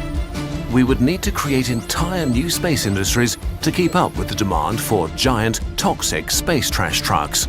And it gets worse. Problem 2. Space is hard. We only made the calculation for low Earth orbit, where we send most of our rockets and satellites. Littering the space around Earth with thousands of casks of spent nuclear fuel would be a nightmare for space junk management and satellite collision avoidance. Worse still, at this altitude, there's still a little bit of atmosphere causing a tiny bit of drag, so we might have nuclear waste raining down from space within just a few years. Experts would call this a huge problem. Clearly, we have to launch our waste further. If we wanted to send it to, perhaps, the moon, we either need way more rockets or we need to build much bigger ones, making it even more expensive. A single Saturn V, the rocket used by the Apollo program, which cost around $1.5 billion adjusted for inflation per launch, could get about 43.5 tons from the Earth to the moon. So we'd need about 260 Saturn V rocket launches every year. And of course, using the moon as target practice for nuclear waste-tipped rockets kind of makes a huge mess. So maybe don't aim for anything. Space is empty. Do we really need a target? Shooting waste in any random direction is, you guessed it, also a bad idea. Orbits are loops, which means they have a tendency to come back to where they started. Put enough in the sky in random directions, and you'll get one back eventually. So we'd want to launch our nuclear waste deep into space, which means we need even bigger rockets that would be even more expensive. Not that we would be completely safe then. Earth might run into these interplanetary caskets at some time in the far future and experience a pretty meteor shower made from radioactive dust. Okay, how about we shoot it into the sun? Ironically, the sun is pretty hard to hit. While the sun has very strong gravity, everything on Earth is moving with respect to the sun, including the rockets that we launch, meaning a rocket would have to cancel out all the orbital motion it has around the sun so it can stop orbiting and fall in. Because of this, it's actually easier to launch a rocket entirely out of the solar system than it is to launch it into the sun. But to do either of these things, we need even bigger rockets, probably the biggest we've ever built. Nothing works. The thing is, it gets even worse. Problem 3. Rockets go brrrr. Rocket engineering has taken huge steps since the Apollo era. We've made them relatively safe. We've mostly replaced the toxic explosive cancer fuels of the past decades with much saner mixes of liquid oxygen and hydrogen or kerosene. The newest designs even land themselves so that they can be reused. And yet, out of the 146 launches in 2021, there were 11 failures, which means that a sizable number of our rockets carrying high-level radioactive waste would be exploding on the launch pad, or in the worst case, disassembling at high altitude or crashing from hypersonic speeds. Each failure would be at least equivalent to a mini Chernobyl, but instead of being contained under a slab of concrete, spread throughout the atmosphere. radioactive particles could make their way to faraway places by riding on the winds. Most would fall into the ocean, but some would land on the inhabited parts of the world. They could cover farmlands and get concentrated into our food or enter our water supply. Which is, well, bad. Imagine regular large-scale nuclear disasters happening. People wouldn't be happy. Conclusion and opinion part. Nuclear waste is scary, but the fear of it and horrible ideas like shooting it into space reveals how bad we are at understanding risk, because the largest amounts of radioactive elements like uranium and radon are actually released by coal. Burning millions of tons of coal each year leaves ash as a waste product that includes about 36,000 tons of radioactive materials. Less radioactive than high-level nuclear waste, but there's also a lot more of it, and it's handled way less carefully. Some of this ash is caught by filters, but most is simply pushed back into leaky mines, shoved into piles exposed to the wind, or poured into ponds that regularly spill into rivers and lakes. Living within 1.6 kilometers of an ash pile increases your cancer risk up to 2,000 times over the acceptable limit. And this is on top of other toxic chemicals like heavy metals and, of course, their massive CO2 emissions. And yet, while nuclear energy is flawed and its current form may only be a transitory technology, nuclear power plants are a harder sell than coal. Nuclear waste and the lack of willingness to deal with it are a real issue. It's not insurmountable, though. There are good methods to handle it, like burying it deep underground or reprocessing some of it into new fuel. But however we ultimately deal with this issue, we hope one thing is clear: shooting nuclear waste into space is one of the worst ideas ever.